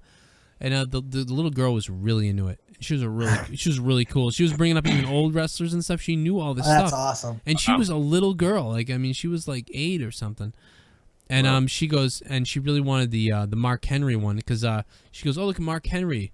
What's that? What's that thing? And I was like, now we have to question her taste. Well, then the dad was going to give her the other 25-cent cards, and I was like, see, this is Mark Henry's uniform. Like, they cut it out and they put it in the card. It's a special relic card. They're a collector's thing. They're rare. And he was like, oh man, and like they both got interested in it, and I was like, well. And I was like, yeah. He's like, but she wanted to get the other things too. And he's like, well, I don't know. And she wants to get, and she was like, well, I want to get those too. And he was kind of like indecisive, like, oh. And I was like, well, I'll tell you what. I was like, yeah, get those other things, and I can make Mark Henry $5. He doesn't have to be 10. I'll make him 5. You get the other ones, he's 5. And then they bought him. And I just thought it was cool that like she was that into it. And she got Mark Henry, little really happy, knowledgeable little white girl. Knew all this shit about Mark Henry. You know Goes what I mean? home with a little piece of Mark Henry. A little piece of little piece of sexual chocolate. You keep going back there, and the word of you is going to grow, and you're going to do better on those cards. I'm telling you, you have something there, and it's going to work out well for you. There were 2 other card guys there, in different areas, and the funniest thing about the whole thing was people were coming around. To one kind of creepy guy from Fall River, by the way, was walking around trying to sell his cards that he had that looked like he stole them from the other guy up the. Oh shit! Like it looked like he somehow got them from the guy up the fucking the other guy, the card guy. Was he like snickering as he like walked around the corner? He was walking around. I stole your cards. Walking around with them in a paper bag in his pocket. Oh my god! And then when he got to my booth, he pulled them out. Like he started talking about cards with me, and then he goes, "Well, I got these," and he reached inside his jacket and pulled them out, and then undid the plastic bag. He goes, "What do you think about this one, Gordie Howe?" He said, "I give that one to you for half price." Damn. He pulled out a Gordie Howe cocky card that had a 50 on it with a little sticker in the 50. And he goes, "But I give that to you for $20." Yeah, I'm trying to sell things, not buy them, asshole. Yeah, I was like, I just kept thinking that he was like stealing that from other people in the building and then coming to me. Something felt wrong. Your spider sense Something. was tingling. Yeah, I was like, I told him, I go, yeah, I'm not allowed to buy things here. And I said, that's it. I was like, yeah, that was a good card though. I like it. And then some Joe, other. You see what I got here? I got this Gordie Howe card. Joe. Now another guy came by, but he 50, but I'll give it to you for 25. Another guy came. Another guy came by and did it, but he was like not as. This guy was like used car salesman, but the other guy that came by was like, "I got the card. You want to take my card?" And he was really like, like he was a little slow, but he was trying to sell me his cards. So it was a different type of guy doing it. You know what I'm saying? Like I was really weirded out that I got 2 different types. Like used car salesman who might be stealing was one. But then I got the kind of maybe the sort of a special needs like You got Walter White's son in there trying to sell you cards. yeah, like he might have just been a nice guy trying to sell his cards. But the whole thing creeped me out. Well, get used. You're at a flea market. I what know. do you expect? I know, and it was only 2 times, and the rest of the flea market went. The rest of the thing went really good. The best was the Spanish lady, who was like she had one of those really like remember White Man Can't Jump. Yeah. Rose Perez. Yeah, the guy's Woody Harrelson's girlfriend. Yeah. What? Tell me how much that one is. Like, and then she was like, stupid. She was like, well, I tell you, I give you 3. If I give me 3 of those for the price of 2. And then she was like, she was crazy hustling me, and I was like, well, I can do $3 for each one. And then she did, okay. I was like, do these people really exist here? But all they do, you're gonna see things that will curl your fucking toes. Actually, it really wasn't that bad though. It really was like very. It was like an upscale. It was an indoor swap meet, right? Yeah, it was an upscale flea market. I think it was a dirt mall. Across from me is this guy George who sells like VHS tapes and stuff, and he was just this guy is so great. Older guy, VHS tapes. I just love it. Yeah, I loved it. I loved the people I was next to. Wow, that's prime real estate from across the way from a guy who sells VHS tape. Yeah, Star Wars, Star Trek, old school players, 8-track players. God. I got Betamax. You need Betamax? I got Laserdisc. You want the Laserdisc? Come to me. Come to Crazy Dawn. He's literally not like that though. He's more like, well, I got Betamax up there, and I've been here about 8 he's years. creepy on top of it. He's kind of like he looked like the guy from Harry Potter. Oh my! Snape? No, not Snape. Oh damn, that would be awesome. The guy with the cat. The guy who's always in the halls, like the janitor-y guy. Oh God! Yeah. He almost like Riff Raff from Rocky Horror.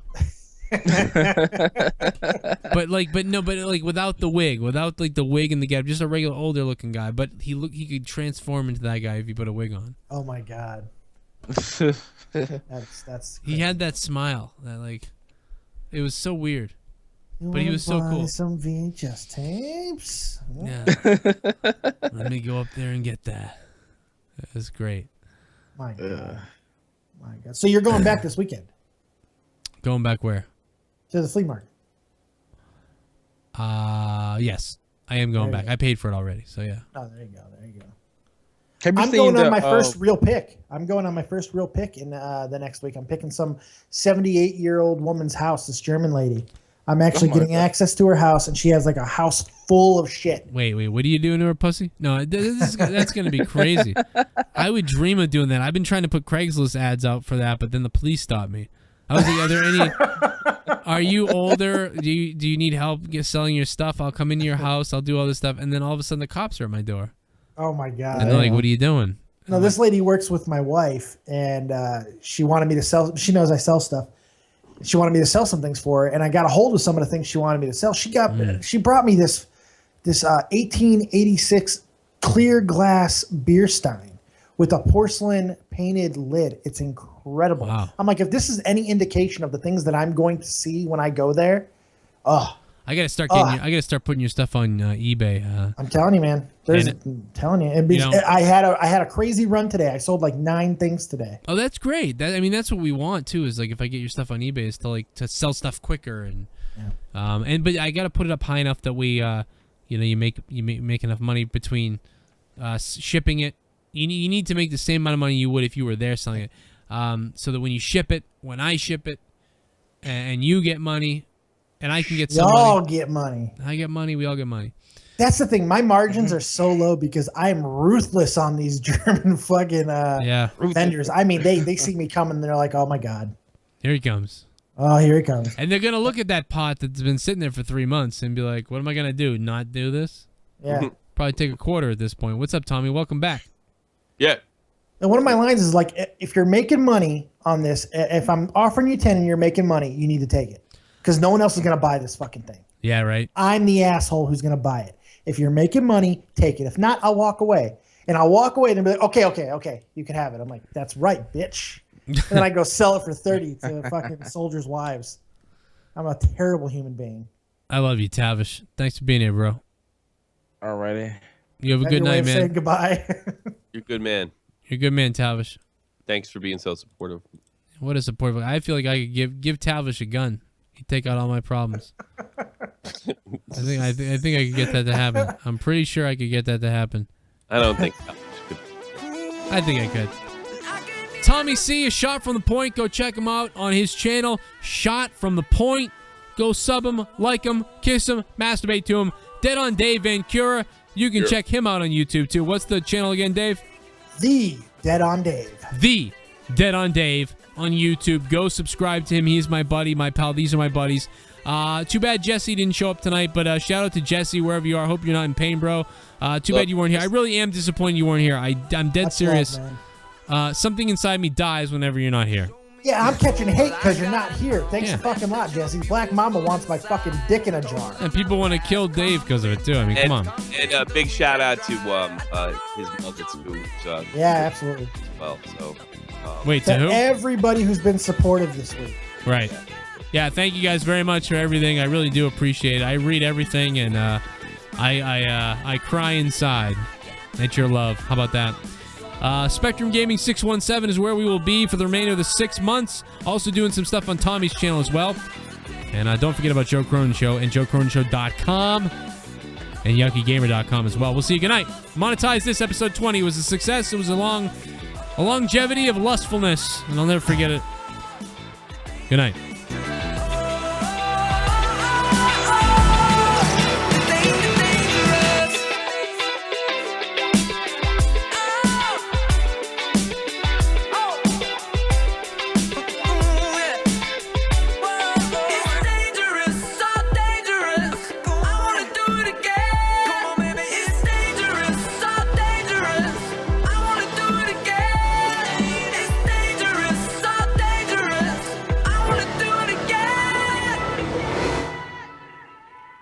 Suck it, Google.